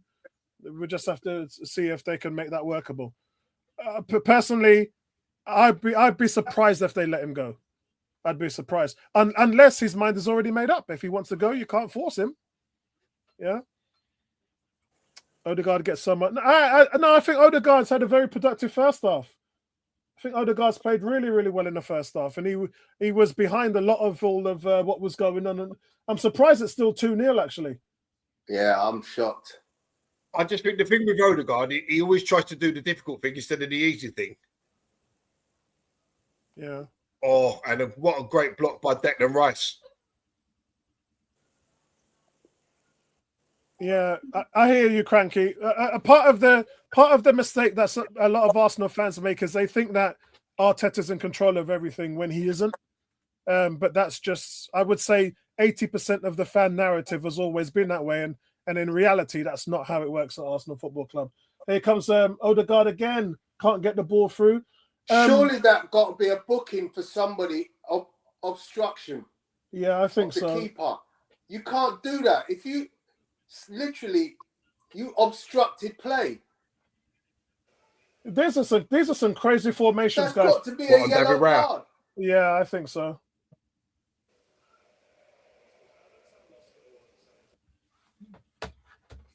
Yeah, it's mad here. Look, Arsenal playing with an attacking 5 front, Ipswich defending with 8 players, a back 8. Guys, back 8. So this is the reason why. Everyone was getting excited about, we'll score 5-6. We ain't going to score 5-6. I was going to say 3 at the most. I was going to say, bro. Come on, Odegaard, man. 66 minutes gone. The Could have night is still young. Yeah, we're not getting. Garrett, Mark, don't forget we scored 7 against PSV. Yeah, I hear what Mark's saying, and I actually think Mark's got a good point because I talked about the first half. The first thing I said to you guys is Ipswich are not in a low block. Their fans want to see them play football today. But I think what Mark has said, you can see Ipswich are in a low block. Arsenal now back into the same problems and issues that they've had for this last 2 months, where they struggle to break down the low block. So I think Mark has got a point in regards to what he said. Because what I'm seeing now, we struggle to break the low block. We struggle to break the low block because of the style of football we play. It's too intricate and too want to play these little passes. You've got welcome to intricacy now, because that's all we're seeing. Yeah, I think it's a bit of both. Like, you know, you got to take into consideration that Ipswich know already they're not going to go toe for toe with Arsenal. They're going to get literally opened up. They've already conceded 2 goals before the sending off. So the natural thing for them to do is to sit and not concede anymore. Like, they're not going to come out and say, do you know what, we're gonna go for it with 10 men. They'd be stupid to do that. So guys, right now, we thought. Go on, finish. No, go on, finish. So right now, it's a case of Arsenal just managing the game out and seeing it out. And if we get an opportunity, take it. And also, it's a good opportunity to rest key players for Palace in the week. Which was my main point. I was going to say to you, why is Declan Rice after 68 minutes still on the field? I'll be back in a second, guys. I mean, there's not much we can do here. Just take the game for what it is. If it's 2-0, it's 2-0. Like, at the end of the day, it's 3 points towards second place. Yeah, I agree. Or securing second place, should I say? Yeah, agree. But like Cranky just said in the chat, I want to see us play different against the low block. It's like trying to bang your head against a brick wall and expecting the wall to break before your head. Just play different. Play out wide. Cross into the box. Take some shots. We don't have a target man to do that. That's part of the problem, and we need to start conceding a bit of possession to allow Ipswich onto us, and we're not that type of team. We're a type of team that wants to dominate the attacking side of the game. Leandro Trossard has made it 3. Come on, it's going to be a great. What? 3-0 Arsenal. Gary, I did say to you he's going to score again, didn't I? I think he's going to score a hat-trick today. If he stays on, he'll get an hat-trick. He has to stay on. Why are we resting him? You know what? Sterling is done out here, bro. If he can't get on the pitch now, he's done. I mean, he was done from the he was done from the minute he came. I wasn't happy with it at all. I was like, do you know what? I'm not going to cuss it. It's absolutely asinine what we've done with him. It really makes no sense. Just can't see him coming on, man. Cannot see him coming on. Well done, Trossard. Do you know what? Since he's made less noise about playing and stuff like that, he's actually got his head down and started to play like the old Leandro that we know. Great finish. Great finish. Great finish. See, the thing with Trossard, he plays with both feet. He's left to right. He's just as strong as each other. If you give him chances in that area, man, he's going to take them. He reminds me of Reece Nelson will obviously be sold. He reminds me of another number 19 we used to have at Arsenal, but not as technical with his feet. So I think Santi Cazorla was probably the best two-footed player I've seen. You know the mad thing is, right? Ipswich have done all that defending, and then they switch off from a corner and leave Trossard completely unmarked to receive the ball and fire it home. Another nutmeg goal for him. 2 nutmegs in one game.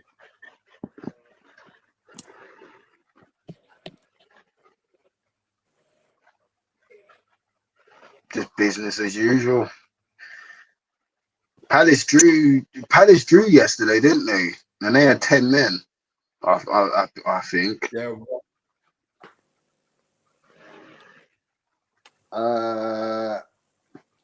Apollo isn't So gonna scores like on the that. doors. Fulham still 1 up against Chelsea. What Arsenal about the seven United? up against Ipswich. Man United still drawing 0-0, and they still 0-0. They bought Garfield just said they bought Obion for that top striker they signed for 70 odd million, Rasmus Højlund.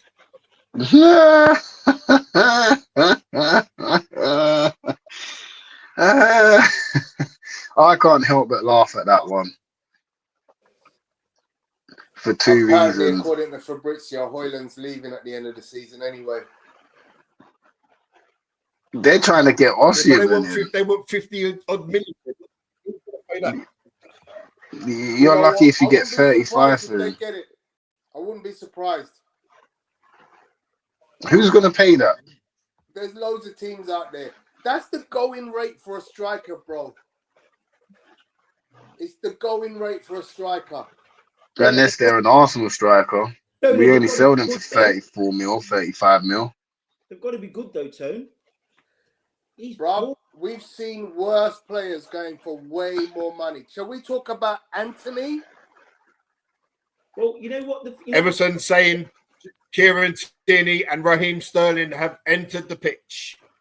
Oi, Sterling. Yeah, man. Come on. Get yourself a goal, Sterling. Go on. I dare you. Come on. I dare you. I think if we I get a dare penalty, you to get a goal. Tierney Come should on. take it. I dare you to get That definitely ain't happening. That definitely ain't happening. I feel, you know what? I really wanted that to work as well. He just gives me. Leave Sterling alone. Why? Why? You never left the youth alone when we was in the dark ages. Don't think we haven't forgotten about that, Cranky. You was on them. You was on them like a hawk. Every little wrong thing. So why can't we do the same with Sterling? Explain. That'd be a good one. Frankie, loud thingy, man. Loud Odegaard. No. He's right to have a go at Odegaard. Like, I'm with that because Odie's been off of it, and he's our captain. Oh, Wolves have just scored. Wolves have just scored. Sarabia. Sarabia's just bagged one for Wolves. Garfield, Get in there. Yeah, Garfield, where you at? Talk to us. What happened? He's just conveniently disappeared. But you especially going to extra time, you just knew that a team like Wolves, who, you know, on their day will run you ragged, because let's be real, they're quite a physical team when they want to be, and they've got enough quality to give you a bit of a problem. It doesn't surprise me that they're 1 up right now against United. You should have banged that. United, Trossard. What are you doing? How have you not hit that with your left foot? As soon as you cut inside it, open up. Why have you not hit that? You want a hat-trick? That would have been a wicked hat-trick goal. That would have gone in.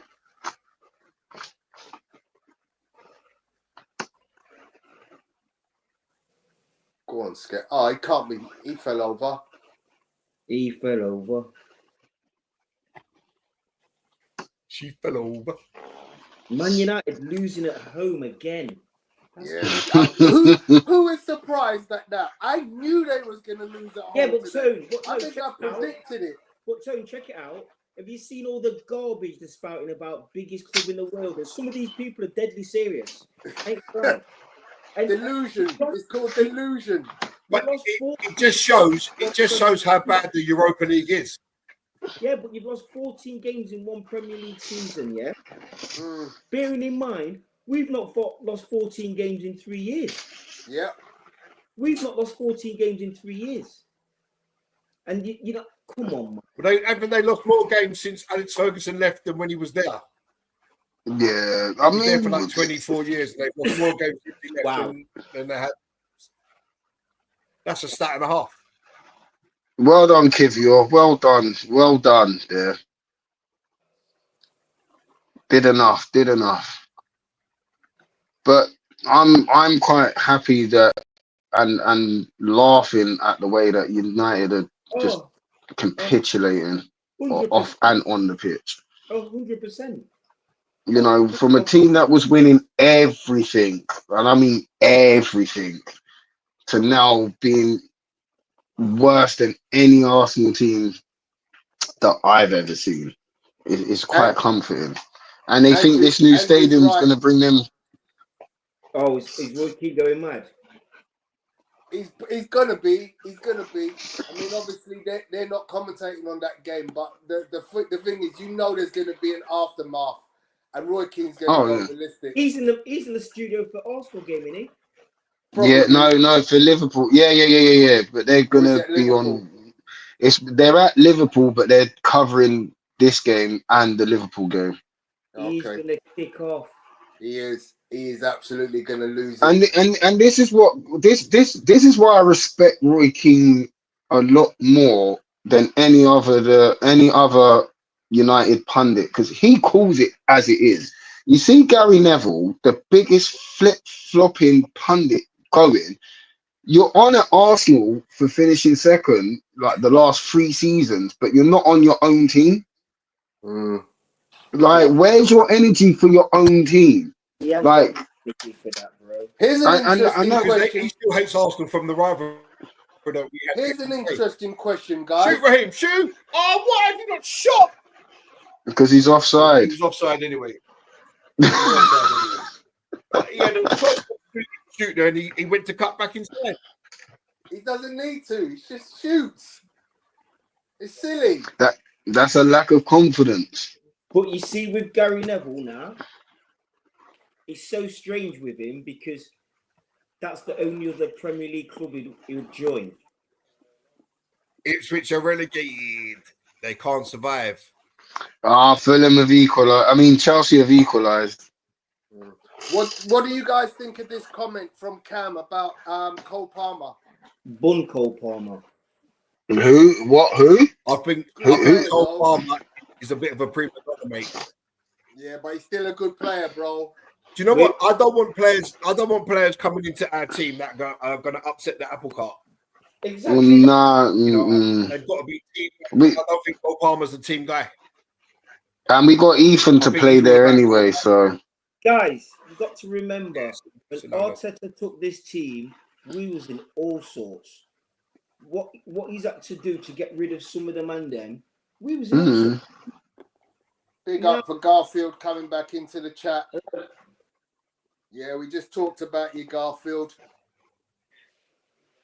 Ask Garfield how he feels about his team's situation. That'll be interesting to see from his point of view.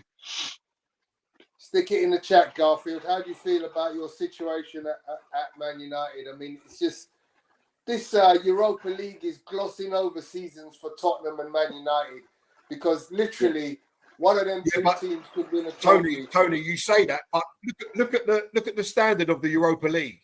Yeah, the teams that have reached the semi-final are only in the semi-final because they stopped the Champions League fallout from going into the competition. Yeah. True, very true, Gary. You know, I mean, you've got a bunch of Norwegian farmers in the semi-final. One of them two wins it, you won't hear the end of it. Oh, we won a European trophy, blah, blah, blah. It's just, you know what I mean? That's, yeah. They always move the goalposts when it comes to them. And then it's a different set of goalposts for us every time. The Europa League now is basically like the Coca-Cola Cup or whatever it's called now. I'd still want to win it. If Arsenal was to have dropped into it, I still want to win it. Do you know what I mean? It's that Europa Conference you just look at as, you know, the League Cup of the European football. Like it will never have its. It will never have its claim. Yeah, that's what I'm trying to say. It's like the Johnston Paints Trophy. You're absolutely right there, Lewis. You're absolutely right. And this is the thing. Should Chelsea win it, they'll be like, "Oh yeah, we got every European trophy," and it's like, well, if anybody else was in it, you lot wouldn't be saying that shit. Excuse my language. You wouldn't be saying that.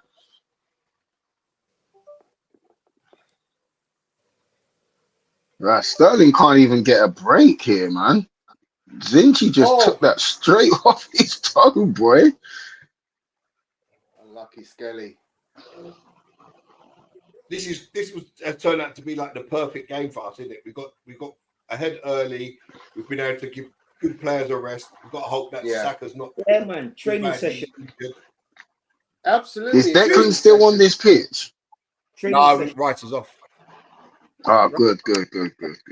This is a training session, man. I called it from the red card. I called it. Training session at flipping today.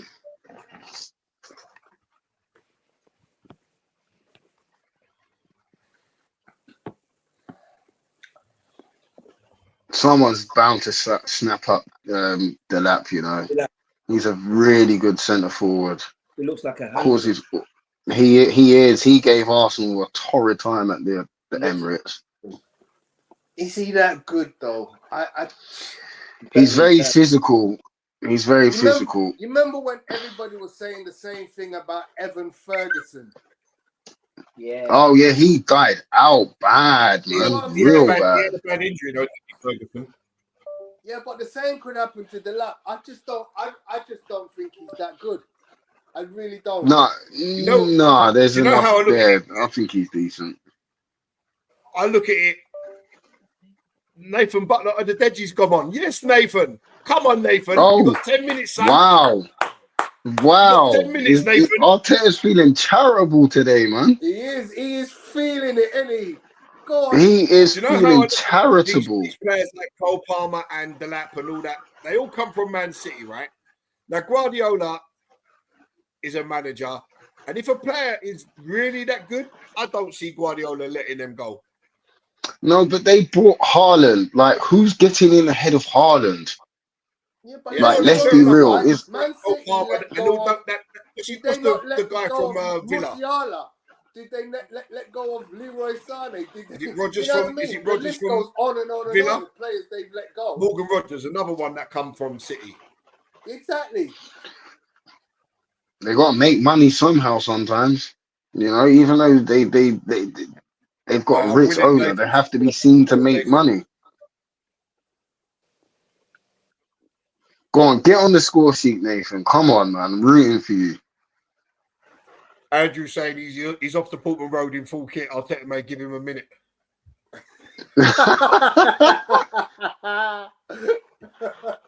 Oh, well done, Trossard. Yeah, he had a really good game today. Really good game.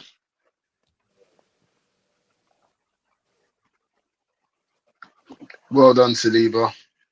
Just find a simple pass. There we go. Ipswich don't even look interested, man. It's so funny to see. Cam, let me just say, everyone expects Nwaneri to come on and do magic every time he comes on the field. Football doesn't work like that. Football doesn't work like that. And when you're against a team that's playing a low block, there's hardly any space. What are you going to do? True. You do the simple things well, and you do your job. That's all there is. That's all there is to it. Yeah, look, Saliba just buoyed the lap just there, man. If the lap was all that. Saliba's pulled up everybody though. But the lap's been out injured for a while. I think this is like his first game back. Saliba buoyed up Mbappe the other day. Yeah, for real. I think Saliba's still playing with Mbappe and Vinicius in his pocket, isn't he? No, listen, you know that little bit defending stepped across him and said, "Not a chance today, bro." That was like proper poetry emotion defending. But when you're in the international team and you're marking against Mbappe like every training session, you're gonna pick up on his habits, isn't it? Yeah. That's a foul, right? No, they used to play the same team as kids, innit? They're both bonded. This is what I'm saying, man. This is what I'm saying. Saliba's father used to be Mbappe's coach. Yeah, true that. Raw. Yeah. They're that close. Yeah. Yeah, the boys. Fair play, man. Well, Mbappe's only a couple of years older, isn't he? Yeah. His brother's meant to be pretty decent. Mbappe's brother. Let Nathan take the free kick, man. I beg you. From out there. Yeah, let Nathan why strike, not, man? let Nathan Why strike not? the ball, man. Why I've been not? watching this guy in the under 21. I don't think he's got a hope of making it as a footballer in this league, but I just want to see what's going on. Yeah, let him take it. I agree with you, Gary. Nah, Zinchenko said no. Zinchenko has said no. Rice is like, I'm burying this. Thomas Partey's like, yeah, I agree with it too. Rice and Partey talking again. Oh, why, man? Nathan's had a shot saved by the keeper. I'm telling you, this guy. I told you this guy's a baller.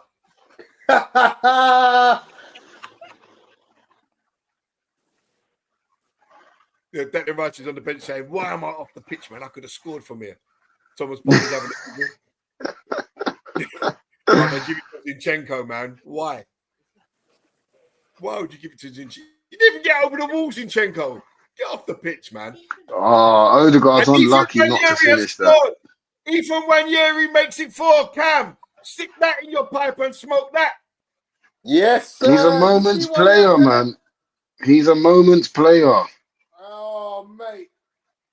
This guy. Was it his trademark cutting in from the left? His goal. Listen, I'm giving Nathan the assist for that goal because he won the corner. I'm giving Nathan the assist. That's unbelievable how he scores at this rate. His goal scoring rate. Oh, the feet, man. You know what he's going to do, but you can't stop it. I would have thrown up in the air if Nathan scored. You just can't. Even Chelsea have scored. It's the thing about winner. Oh, the bastards. Who? Chelsea got a late winner. Chelsea have scored a 93rd minute winner. No way. Oh, look at the big deflection though. Yeah, but if you don't shoot, you don't score. Yeah, sorry about that, Tony. Gary is giving me. It was going in anyway. Gary's giving me his sore back, so sitting in his chair is not fun today. This has been a beautiful game. I will say one thing. I will say one thing, guys. When that ball fell to Nathan, it was the first time ever. Striker's instinct. Yeah. And Did you see Butler's attempt getting pushed over the bar? But remember, Apollo. Yeah, but do you remember I said, Apollo, when you play with these guys, it's different from playing with the under 21s. Yeah. Give the guy a little opportunity, and you may be able to see what he can do. And the look at him making runs now. Can I get a shot Look at him on making target? runs. You've been his biggest supporter, Gary, this season. Yeah, you've been his biggest supporter.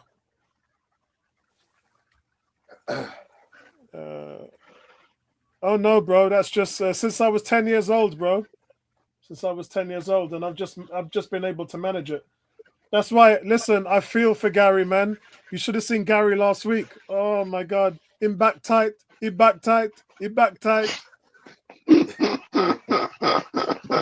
Gary, did you book a massage? Remember, I said to you to go and see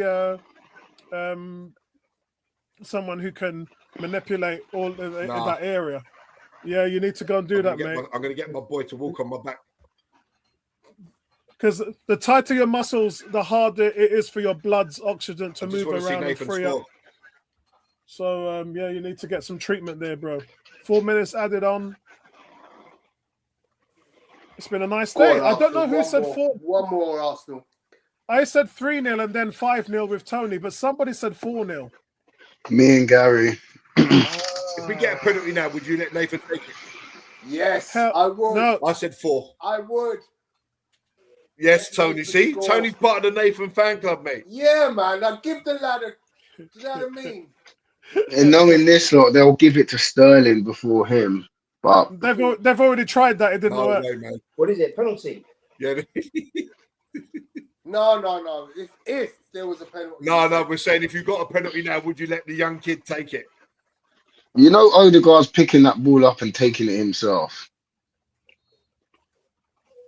No, I think. I don't know, Lewis. The way this team functions, it's not about one player, is it?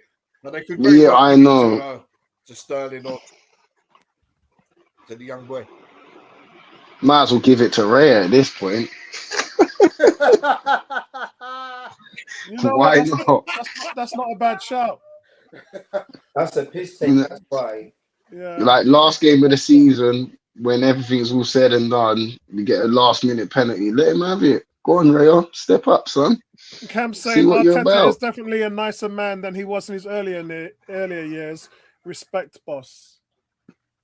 I don't think Arteta's changed. I just feel that he's got a group of players that are willing to do what he wants. It's just simple as that. The fact that he's playing 18 and 17 in a row has definitely changed, bro. The question before this season, everybody was saying, who's he brought up from the academy? Blah, blah, blah. And you know who you are in the chat. All these questions coming in. And this season, and not just that, but me and Gary and Tony have talked about rotation. And he's actually done, credit to Arteta. Yeah. He's actually done really well this season. Can he still improve? Yes, of course he can. Every manager can. But the fact of the matter that he's done that, I mean, look, I wouldn't have played Declan Rice at all today. Oh, Zinchenko. I wouldn't have played Declan Rice at all today. But, it is what it is. And played who in there then, Apollo? At the number 6, I probably would have played Miles. I would have liked to see Miles Lewis-Skelly and then take him off at 60. So he would have got a different rest to me. I know he's played half an hour today, but I would have given him an hour and then rested him on midweek against Palace. I would have wanted to see what he looked like today. But then again, I was saying to them, lot, I wouldn't have rested Partey today. I would have played him. No, I think you rest Partey whenever you can. Yeah. You wrap that boy up in cotton wool, Apollo. Especially how intense how quick that game was in midweek. Like when you're getting like the other side of 30, you feel those games the next day, the day after. So like Saturday, he would have been feeling that game in his legs. Mismatch. Guys, can you see the stats? Ipswich, 3 shots, none on target. Arsenal, 24 shots, 7 on target. It's been a complete and utter one-sided mismatch today. Is that Delap? Yeah, it's been a complete and utter mismatch today. Guys. That's full time. Arsenal run out 4-0 winners. Very, very good performance all round. Could have been 10, but we got the job done in style.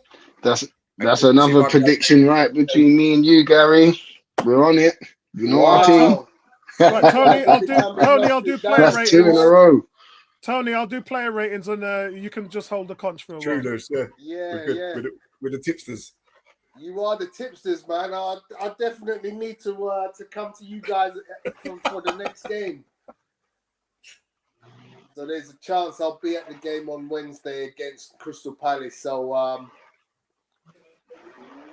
might need to get you to do the stream. Yeah, that's what I'm here, man. So there's no drama. Yeah, I'm around. If I'm not playing ball, I should be around. But, get playing ball, man. Retire, Lewis. Retire, man. Man.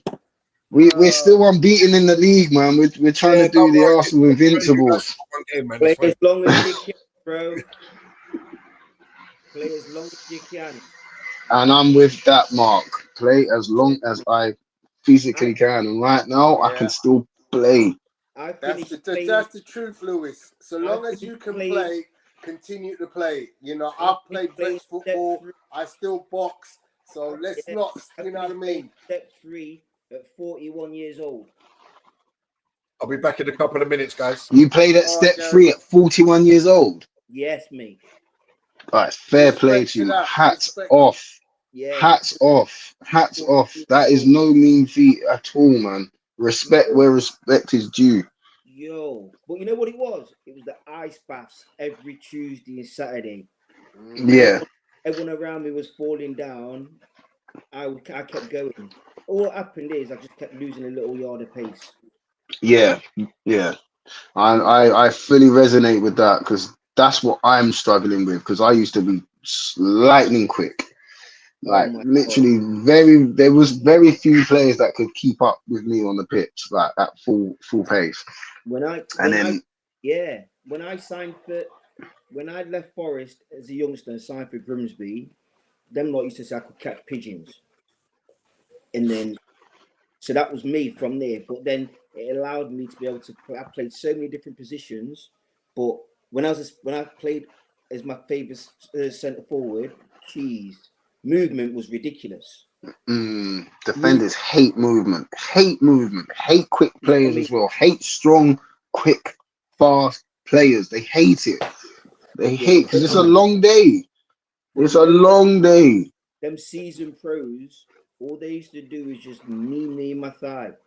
If I'm classing, knee me in my thigh. Then big old as a 17, 18-year-old, and you know that's not nice. Yeah, that you have to take each and every one of those knots as a compliment because you're doing something right. 100%. But then I just went from playing up front to playing at the back, which was yeah. Well, as a fullback or as a centre back? I went so later on. I played as a fullback, and then I'd gone to Northampton as a fullback, and then I played as a centre back. But people would say, "Oh, he's not that tall," but then there's not a lot of could outjump me. So you know what I mean. So it was all right. I enjoyed it. Yeah, I've now moved from holding mid back into fullback because I used to be like a really good winger. Yeah. And then I played like 2 or 3 seasons down the middle as a striker, where I actually felt, this is me. Do you know what I mean? Do you know what I mean? Like I feel good now, like bulked up in the gym and stuff like that, which really helped. And then my knee went, and then that was it. I had to start all over again. So now I don't mind being a fullback now. Yeah. Father time caught up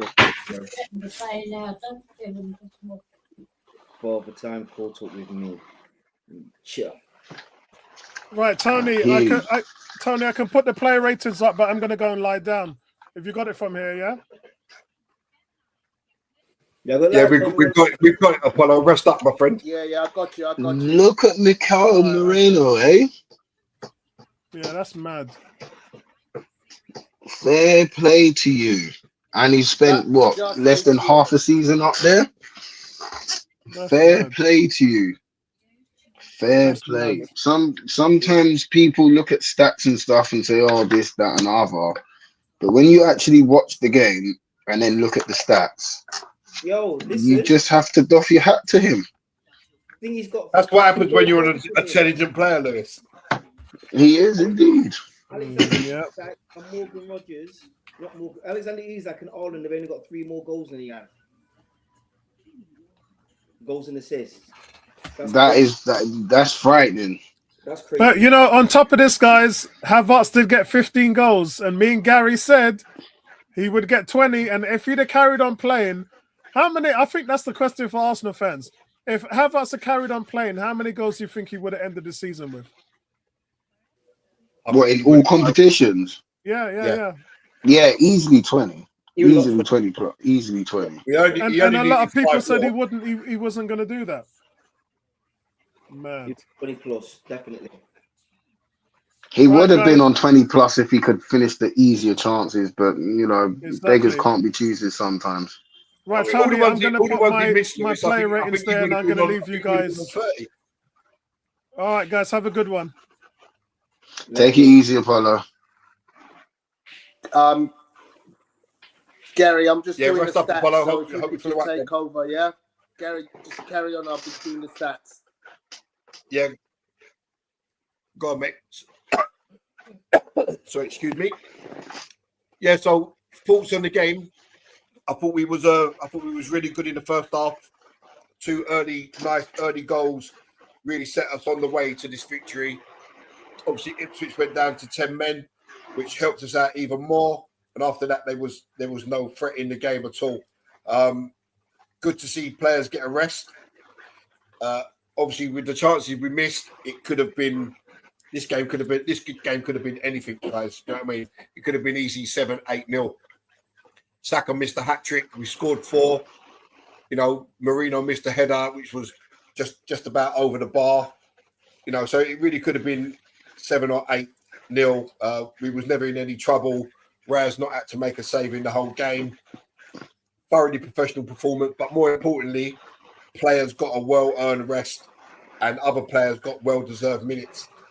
Pleased to see the young kid Nathan come on. I'm part of his fan club.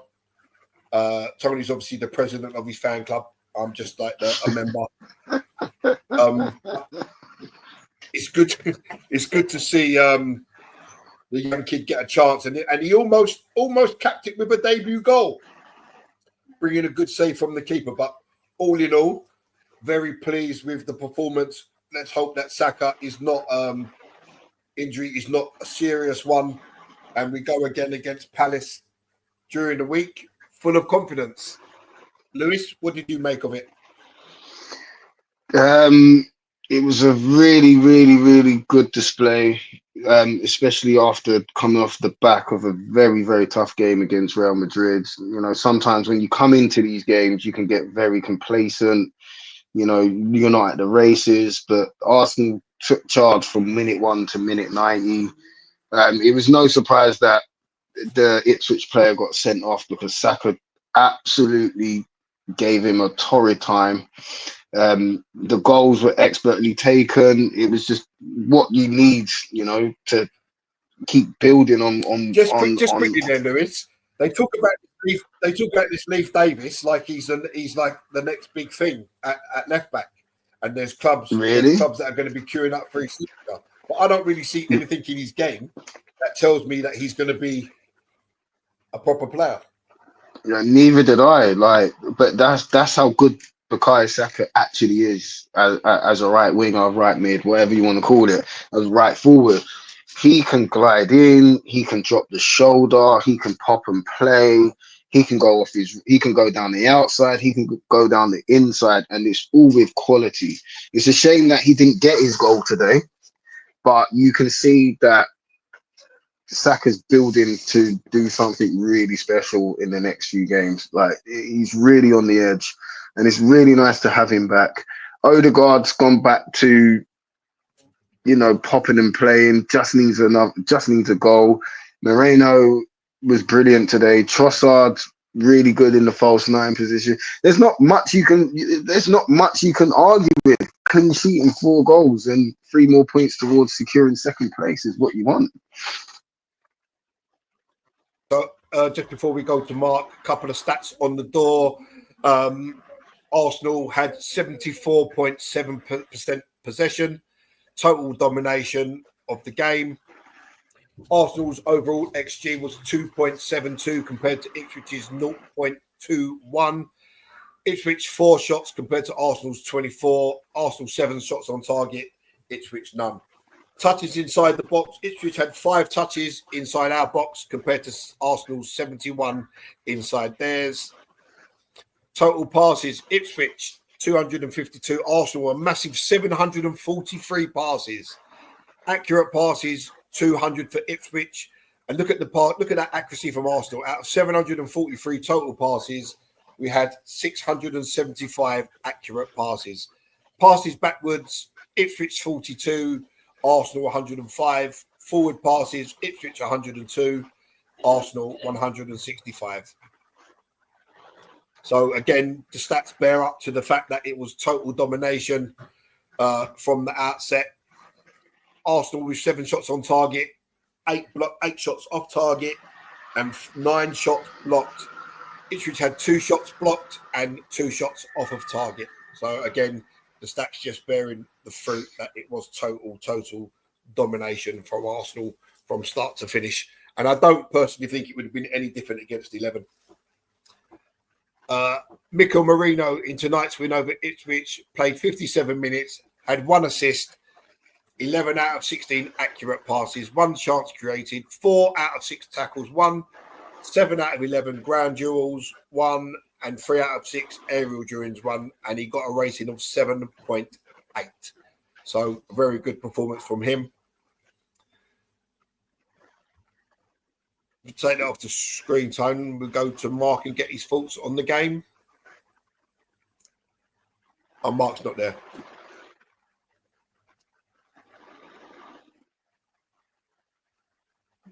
Lewis? Yeah, Lewis has done Yes, his sir. thoughts on the game.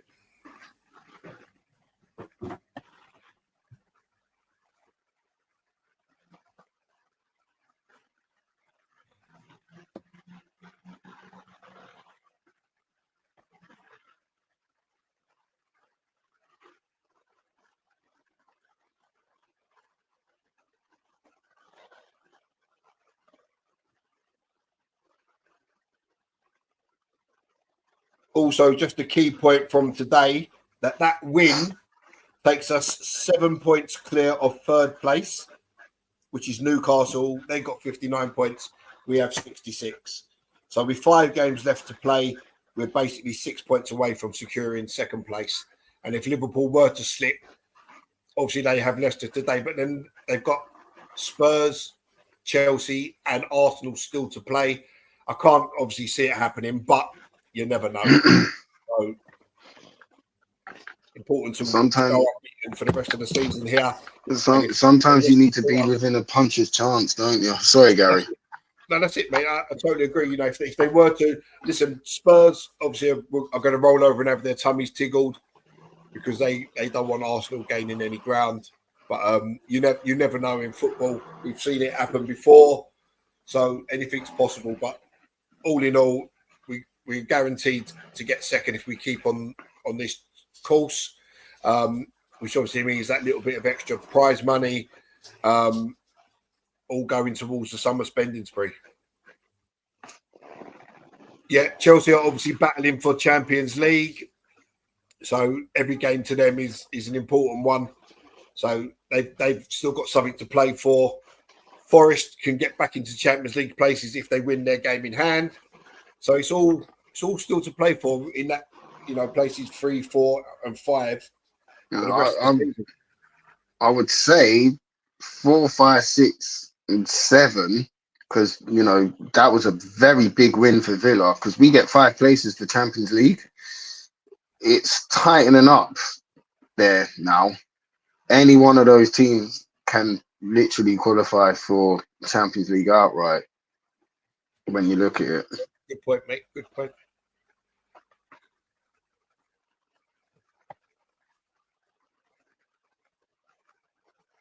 I mean, when you look at it with 6 games to go, so what's it, 18? So if Liverpool win all their 6 games, then they finish on 94 points, and Arsenal would finish on 82. So it'd be a 12-point swing. But sorry, don't Arsenal forget we play each other. We play each other. Yeah, that's the point. Yeah, I mean, like I said, the important thing for Arsenal is just to keep playing the games, and if Liverpool were to slip up, you know, we would be there. But I can't see it happening. But like I said, you never ever know. Live in hope until it's mathematically impossible. But the next couple of games, I mean, Liverpool should really beat Leicester today, and then it's just a case of their next couple of games against Chelsea, Spurs, and us. So Leandro Trossard has now been directly involved in 10 goals in his last 9 Premier League starts against promoted sides, with 4 goals and 6 assists. He makes it goals back-to-back Premier League away games.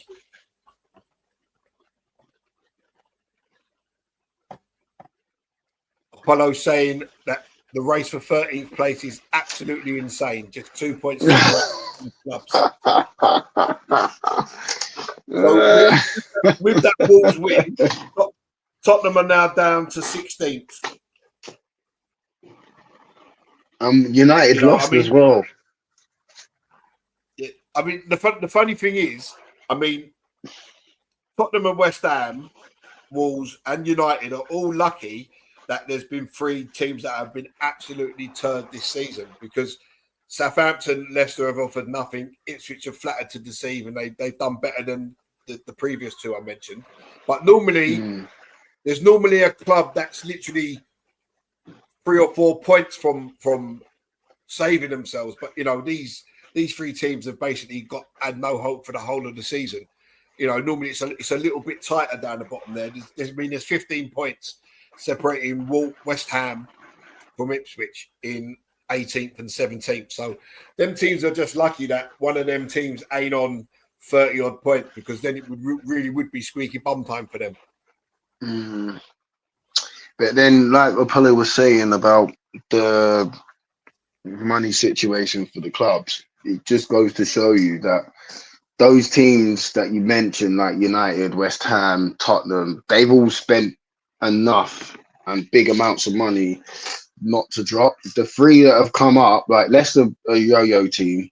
Ipswich have never been in the Premier League, so you know they didn't know what to expect. And Southampton are another yo-yo team, so it's no surprise that the 3 promoted teams are the 3 teams that are going back down. They just don't have the financial power to stay up in this league. It's like literally they'll come up, they'll go down, and then they'll be like one of the bigger teams in the Championship.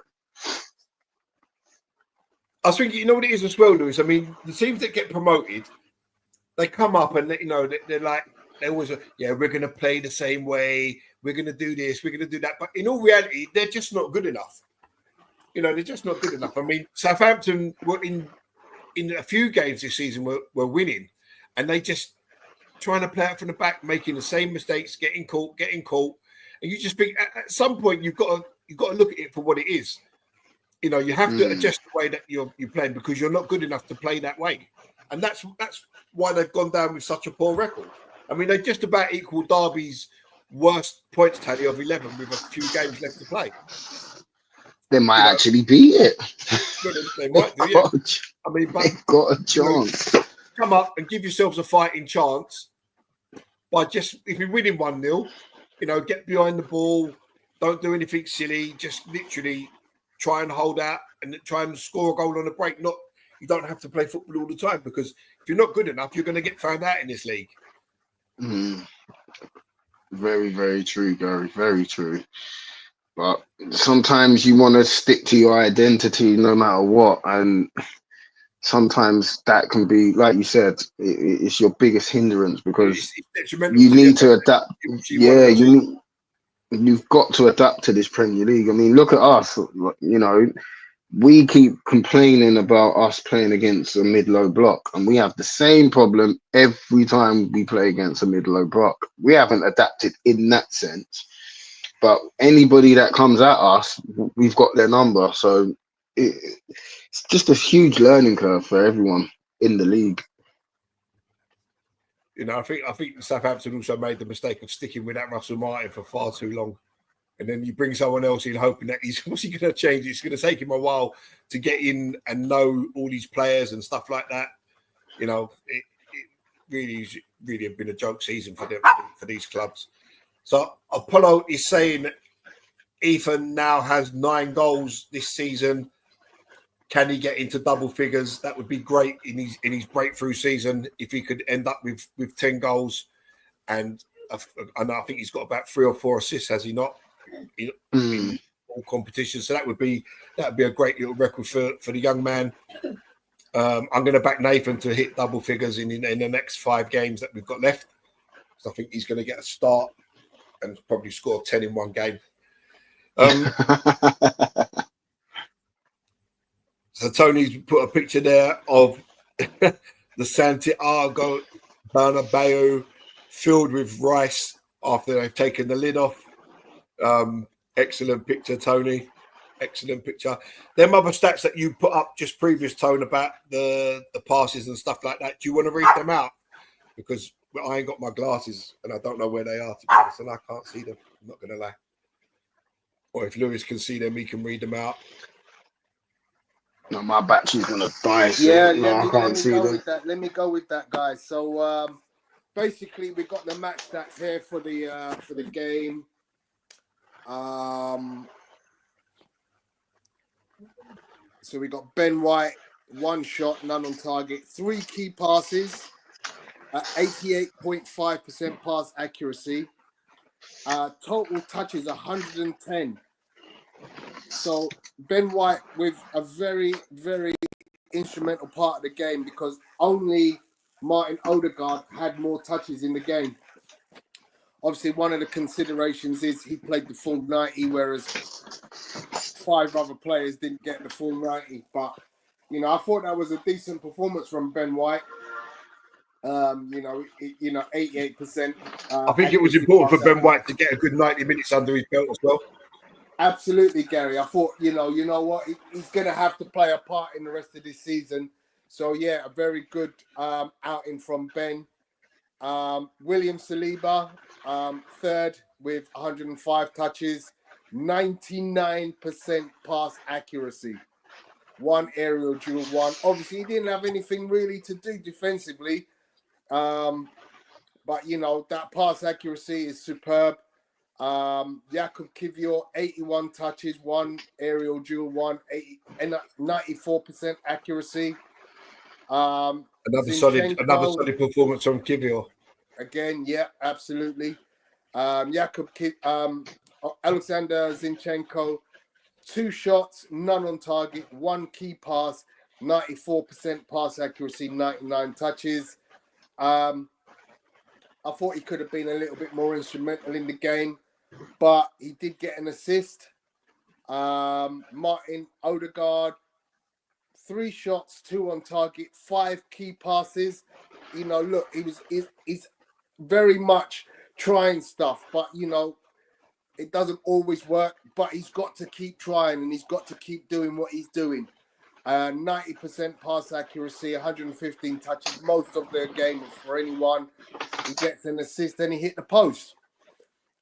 Mikel Moreno, 2 shots, none on target, 1 key pass. He actually had the least pass accuracy of anyone on the pitch with 68.8, but he had 3 aerial duels. He had an assist from his 32 touches, which was fairly low. So although we were, ranking him really highly, you look in terms of contribution, he doesn't contribute nearly as much as Martin Odegaard does in the overall pecking duty. Declan Rice, 3 key passes, 95% pass accuracy, 2 aerial duels, 1, and 94 touches in the game. Then you've got Bukayo Saka, 3 shots, none on target, which he should have got all 3 of them on target, if I'm being honest. Yeah, agreed. 5 key passes, 81% accuracy, 46 touches on the ball. Leandro Trossard, 2 goals, 4 shots, 2 on target, 1 key pass, 70% pass accuracy, 50 touches of the ball.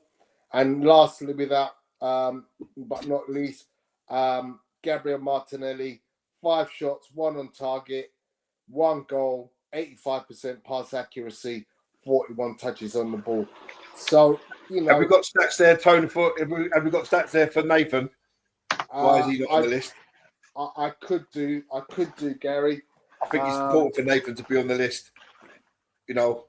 One shot on target. I think that's great. That's 100% shooting accuracy.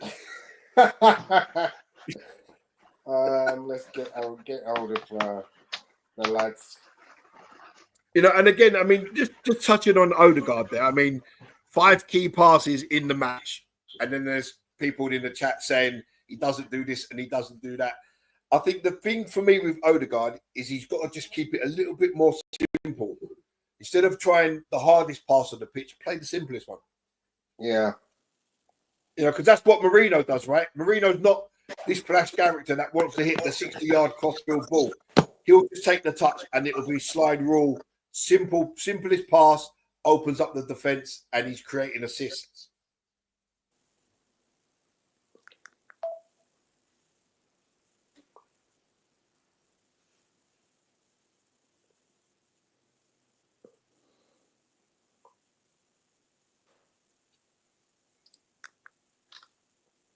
I've actually erred by not putting on the substitutes because, of course,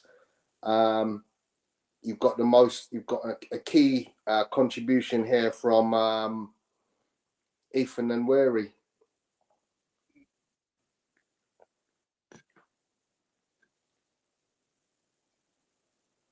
Yeah, I think the substitutes contributed well, to be honest. Yeah. So, yeah, you're right. Nathan Butler, Oyadeji, one shot on target. He actually only had one touch of the ball. He almost scored with that touch. Yeah. Bought a very good save from the goalkeeper, you know. It's 100%. It's 100% record for the lad. Ethan and Weary, 2 shots, 1 on target, 1 goal, 95.7% pass accuracy, 29 touches of the ball. You know, that's a ridiculous statistic when you think about it. You know, that this kid, what started out at 17 years old, he's gone on to become 18 in the season, and he's now 9 goals? Yeah, off the bench mainly. So, I think the main thing with Ranieri is people are expecting him to come on, and every time he gets the ball, they're expecting him to beat 2, 3, 4 players and bang things in the top corner. And unfortunately, Mark will tell you, I don't know if he's still in the chat, but Mark will tell you that football is not like that. Football doesn't happen like that, because if football was like that, every game would be 15, 16 all. You know, it just doesn't pan out like that. So he's doing what he needs to be doing. He's getting his minutes. He's had a big breakthrough season, and he's only going to go from strength to strength. Yeah. So very, very interesting. I'm actually interested in the table because it literally is nip and tuck who's going to get these Champions League places. I mean, who do you think personally will get it, Gaz?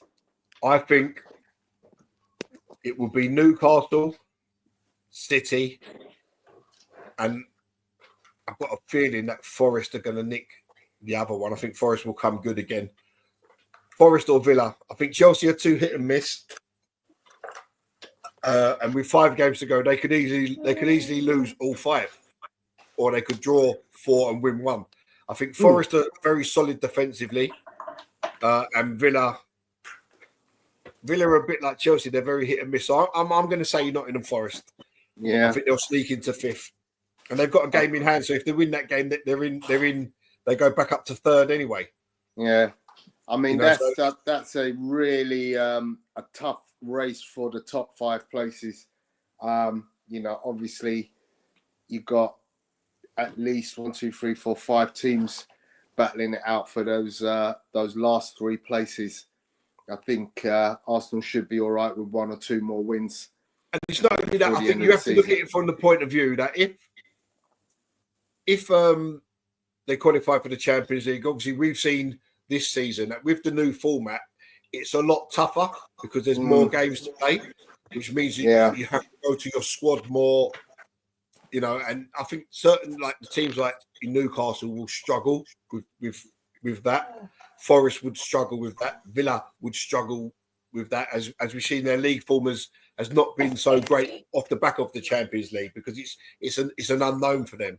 So they have to go and sign more players, which means more players need time to bed in. You know, so it kind of disrupts the flow. Whereas Arsenal, Liverpool, their squads are more settled. City squad is going to go a big overhaul again. Players coming in that are going to need time. You know, so I think it's set up nicely for Arsenal to go maybe on a little domination for the next couple of seasons with a couple of astute signings and have a period of domination in the game. Provided we don't get these decisions week in, week out. Yeah, I agree, Gary. I think with, you know, us potentially going full out this summer for some big name additions to the squad. You know, what's interesting is we actually could gain a lot of money this summer because we've got a lot of players who we should be getting money for. And I don't mean like the big 30, 40 millions. I mean like, you know, you're 20 million here. You know, we've got if you players. look at it from that point of view, I mean, the players that you think are going to leave. So obviously you've got Reece Nelson. What are you looking? Say 15 million for him, 10, 15 million? Yeah. Zinchenko, 20 million? Yeah. Yeah. Trossard is a little bit up in the air. Would you take 30 million from him if it coming from Saudi? Me personally, saying yes. So just with them three players, you're looking at roughly the best part of 60 million. Yeah. Kivior's another one. Does he want to play? No, I'm not taking more minutes. Kivior. I wouldn't Kivior. I wouldn't sell Kivior personally, but players. I see what you're saying. Players want to play. Yeah. The ultimate. I mean, a friend of mine many years ago was at Spurs, and I bumped into him. Was having a chat, and he was saying that he was on loan, and he knew the manager where he was on loan wanted him. He didn't want to ask for a transfer, but he wanted to play regularly. He wanted to play football week in, week out. And he knew that if he went to sign for the loan club, he was going to play week in, week out. He ended up captaining them. He ended up making his England debut. You know, so full credit to him for wanting to go and play. So some players want to play. So if Kivior wants to play, you can't stand in his way. So that's another 15, 20 million. So that's 4 players. Who else are we looking at on the list that you would get rid of? So we got Nuno Tavares. Nuno Tavares is going to go. That's another 8 million. You know, he's got money. We could get money for Tavares. Yeah, but they're going to sell him for a nominal fee, Tony. They're going to sell him for a nominal fee, 5 to 8 million. But it's money still in the bank, regardless. Still money in the bank, yeah. You know, Kieran Tierney's going on a free. Jorginho's going on a free. So basically, we've just named 7 players. We ain't finished yet, Gal. We ain't finished. Yeah, but I'm just saying, we've basically named 7 players there, and we haven't finished of players that could be leaving. Yeah, we still got Sambly the Conga. Yeah, that's another nominal fee, 5 to 8 million pound. Yeah, you still got Vieira. Now, see, Vieira, I would sell all day long. 20, 30 million, I would get rid of him tomorrow. See what I'm saying, guys? I would actually happily drive him wherever he needed to go, right? And I wouldn't even charge him for fuel in the car. Yeah. Right. You still got Marquinhos. Yeah, I'd cancel his contract, rip it up, or sell him for a packet of peanuts. I wouldn't even ask for a fee. Yeah. Again, I'll take him with Vieira wherever he wants to go. Yeah, I get that.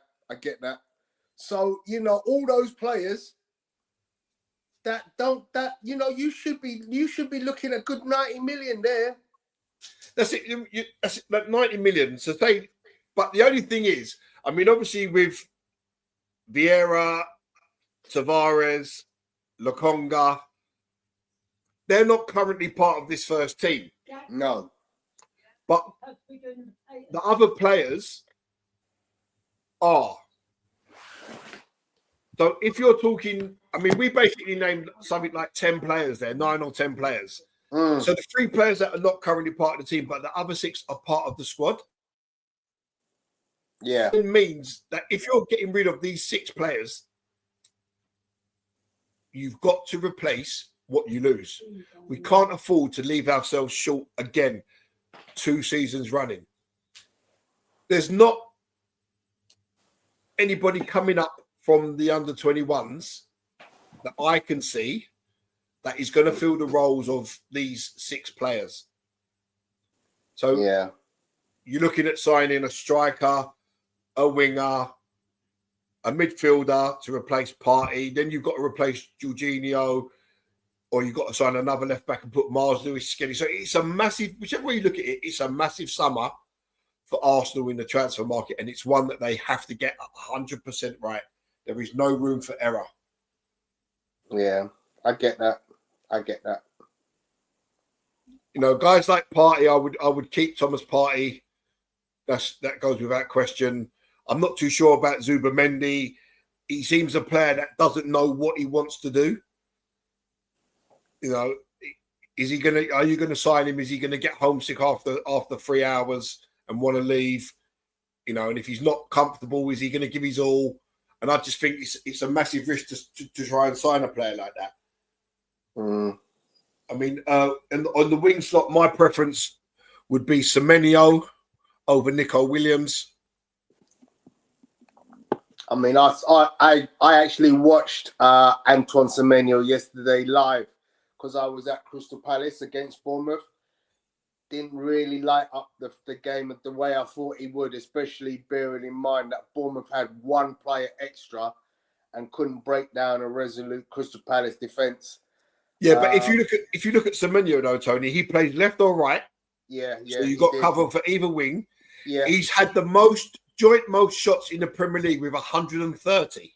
Wow. Yeah. Now you're taking him out of a team like Bournemouth, who play decent football, but you're putting him in a team that play good football. It's a different mix. It's a different scenario all round. Yeah, I get that. You know, and more importantly, he covers two positions, left and right. Yeah. And he's going to do. He's Prem ready. He's Prem proven. Yeah. You know, Williams is going to take time to settle in. Is he going to be able to handle the Premier League? It's all questions that you've got to ask yourself. Yeah. Yes, you look good in Spain. I personally love Nico Williams, but I don't want him. I'll be honest with you. I want Premier proven because I don't want to spend that kind of money on a player who is not Premier proven. I think it's just unnecessary risk when there are options. I'd rather actually go and buy Matheus Cunha because I think he could play there as well. Yeah, I agree. I mean, I think we're at the stage as well where we're going into an important time in the build and in the process where if you're signing Prem ready, they're ready to go straight away. They're ready to come into the league and they're ready to play straight away. There's no bedding in process. It's just about learning team tactics, etc., etc. Yeah. And I think where we're at currently, this moment in time, I think that is vitally important for what we want to achieve. And if you can pull it off, and get 2 or 3, Leicester almost scored. If you can pull it off, and as he tripped him there. If you can pull it off and get them players in and hit the ground, they all hit the ground running. I think, you know, we are going to go close to the Premier League title next season. Yeah, I agree, Gary. Right, let's finish off with the player ratings. Yep. Go ahead. Let me just stick this back up very quickly. It's that one. Right, so Apollo's given Ray a 7. I'm good with that. Gary, your thoughts on Raya? Yeah, very little to do. Wasn't required at all in the game. He probably could have gone and sat on the subs bench and still got a 7. Cool. He's gone for a 7 for Ben White. Based on the statistics in terms of passing accuracy, passes, generally just keeping the game flowing and not getting caught out in any position. I'd actually bump him up to an 8. I thought he was very effective in just being there, trying to, do the overlaps. What's your thoughts, Gaz? Yeah, I thought Ben White, solid game. He got a full 90-odd minutes under his belt, so which is good, and it only bodes well going forward for the rest of the season that he's getting back to somewhere near full fitness. So I think a 7 was a fair result on what he had to do and what he done today. Okay. I'd be happy to give Saliba and Kivior both a 7. I thought they were solid in their respective roles there. Gary, your feelings there? Yeah, Saliba, solid as always. Wasn't really hardly troubled. I'm going to give Kivior a 7.5. I just thought, since he's come into the team, we was all kind of a little bit worried, because he hasn't played, but I don't think he's put a foot wrong.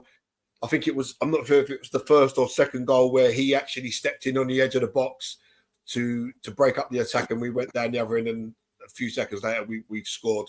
So solid performance for him, 7.5. Cool. He's given Zinchenko a 7. Yeah, I'm not too averse with that. Your thoughts? Yeah, Zinchenko. I thought he done okay. He did get an assist, didn't he? Yeah, I'll give him a 7 for the assist. But there's just the odd time where he's never aware of what's around him, and okay, you know, when you get caught in position when you don't really need to. I mean, he nicked the ball, yeah, and then he doesn't use the ball, and then loses the ball like 1 second later, 2 seconds later, he's lost the ball in his own half. I just think, you know, whether it's because he hasn't played, but I just don't think he concentrates enough. So, but I'm happy with his 7, to be honest. In this game, he done okay. Cool. Then he's given Rice a 7. I think that's fair. I thought Rice again, you know, for the 60 or 70 minutes he played, I thought he was tidy.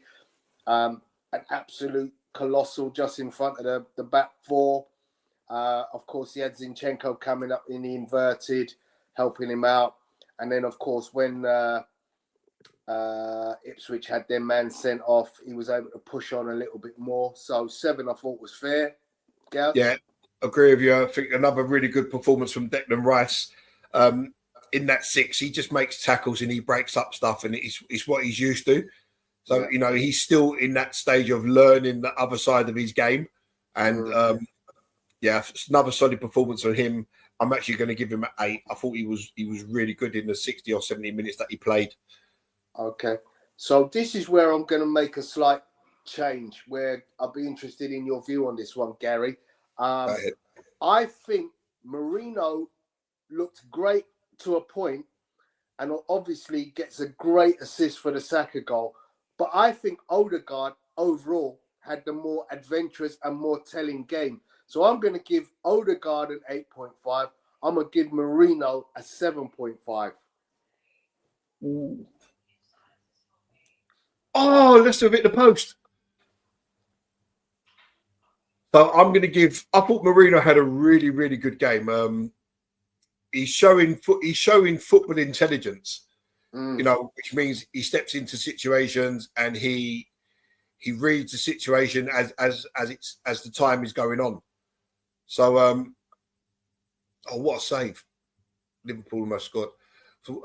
So, Marino reads the game as it's actually happening, and you know, another great pass for the goal. And I just think he's proving to be an astute signing. So, I'm happy with Marino's 8.5. Now, with Odegaard, he's always busy on the pitch, and he brings a lot to our team. You know, he commands the press. He cajoles everybody into doing what they should be doing as captain, always speaking, you know. But I just think where his game is at the moment, he just needs to really simplify it. And instead of playing the most difficult pass on the pitch, play the simple pass, go get the ball back again, but just keep it simple.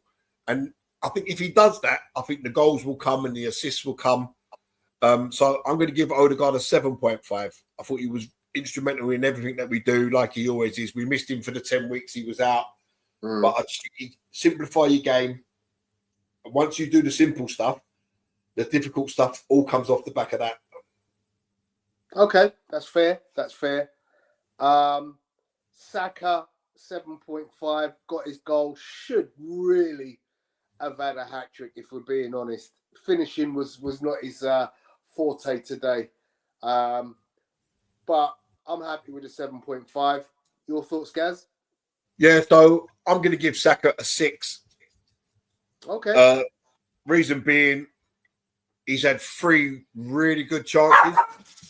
And for a player of his caliber, he should have at least scored 1.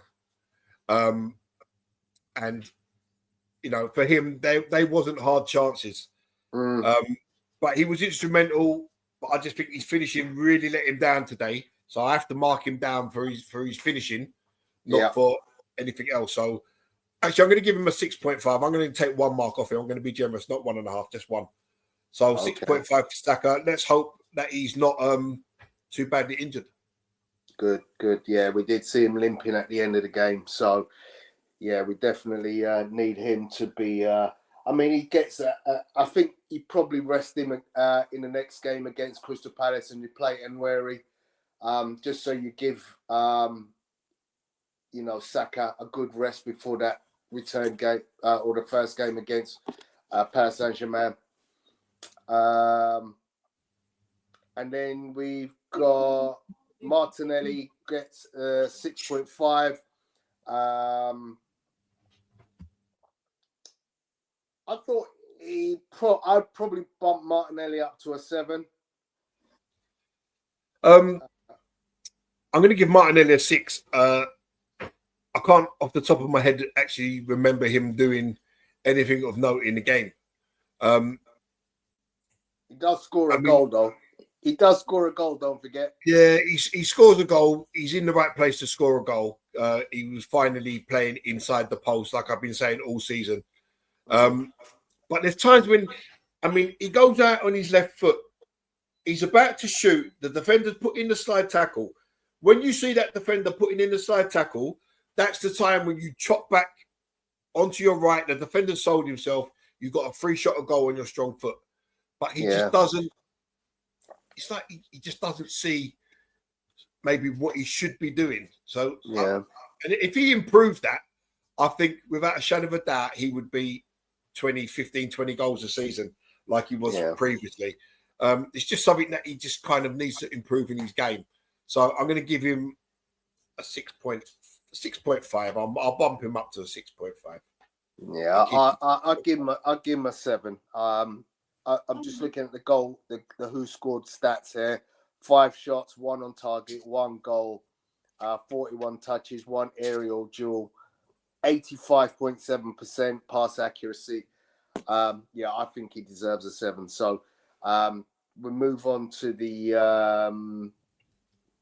last player, which it's not. We've got 2 more players. Trossard. No, that's not the ratings. Where'd you get them ratings from? Yeah, sorry. We have only got one more player. For some reason, Apollo kept some other ratings on the thing there.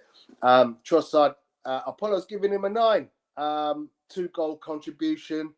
I'm happy with that. What's your thoughts, Gaz? Yeah, I'm going to give Trossard an 8.5, and he nicks man of the match with the 2 goals that he scored. 2 really good finishes. It's just something that with Trossard, it's like, why doesn't he do that more often? Because he plays with both feet, right, left and right. And even today, there were shooting opportunities that he had, and he declines the shot, and he can actually strike a ball. Yeah. So I'm happy for him that he got 2 goals, 8.5, my man of the match. Yeah, he gets himself in these great positions. He just needs to be a little bit more clinical. It's I think there's some stats about him. There's been a couple of times this season where we've said on the stream that he's actually shot with the wrong foot. When you play with both feet and the balls come onto your left, why are you trying to get it onto your right, and vice versa? You actually strike the ball well with both feet. So as the stats say, 10 goal involvements in the last 9 Premier League starts. But that's against promoted sides, though. So true that. Yeah, that's where you're expecting he needs to do it. He needs to do it against the big ones as well as the little ones. So, interesting. Arteta got a 9 from Apollo. I'll give him a 9. You go out, you win 4-0. You manage to blood all the players. You let Oyedeji finally get some minutes. I'll give him a solid 9 for an all-out very good display. Yeah. I'm happy with that. I totally agree. I think Arteta got everything right today. Made the substitutions at the right time. Players got minutes. Players got rested. So thoroughly good job from the manager. It wasn't too much of a difficult game where things needed to be changed. Yeah. I think everything that he had to do, he done with aplomb. There's a word of the day, aplomb. Aplomb. Love it, Gaz. Oh, yeah. So Gaz, that's me and you done, I believe. Your final thoughts. Overall, I thought it was a good game. Very entertaining. We played Crystal Palace at home on Wednesday. As I said, I'm likely to be at that game. So guys in the chat, look out for Gary and Lewis on Wednesday. It should be about for the stream. Yeah, I'm about. Yeah. So I'm not sure if Apollo will be at the game or not, but yeah. Other than that, we onwards and upwards. If anyone's interested, yeah, this is a brand new kit that I don't know if it's official, but I saw it online. It is pretty much a replica of a Spain training. I was just going to say, it looks very Spanish. Yeah, that's it. Probably not of us battering Real Madrid.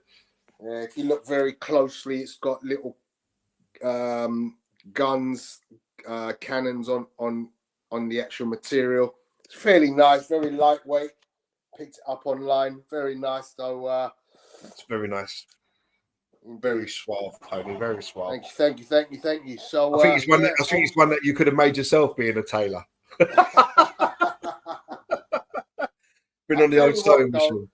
I am getting bombarded online with a bunch of concept kits. I'm not averse to getting a concept kit, as you know. So yeah, look out for. My arm is getting twisted left, right, and centre by some very attractive looking kits. I don't know if you have seen some of the ideas that have come up, but there's a red, a white, and a blue kit that have so far been touted as the potential free kits that are coming up for next season. The blue is atrocious. I just can't stand Arsenal playing in blue, and the blue that they've got is just, to me, I just don't get why they do it. What they seem to be lacking with the three kits, if they are, what they're saying is a sort of designer kit where you go, yeah, the black kit has been a success for me. Obviously designed by a local boy called Labram. The previous season they had the lime yellow kit, which was a testimony to the Islington, because it had the Islington map on it.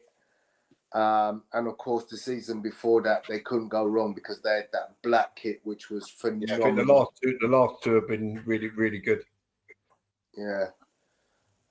So this new setup for the next season will be interesting. But I'll leave it at that, boys and girls. Thank you very much. Oh, there's a comment in here from Andrew. Hope you're well, buddy. Enjoy the rest of your bank holiday weekend. Obviously, most of us are off tomorrow. So, yeah, happy Easter, everybody. And happy Easter, guys. Celebrate it. We'll see you on Wednesday. See you Wednesday. Take care. Bye for now. See you later.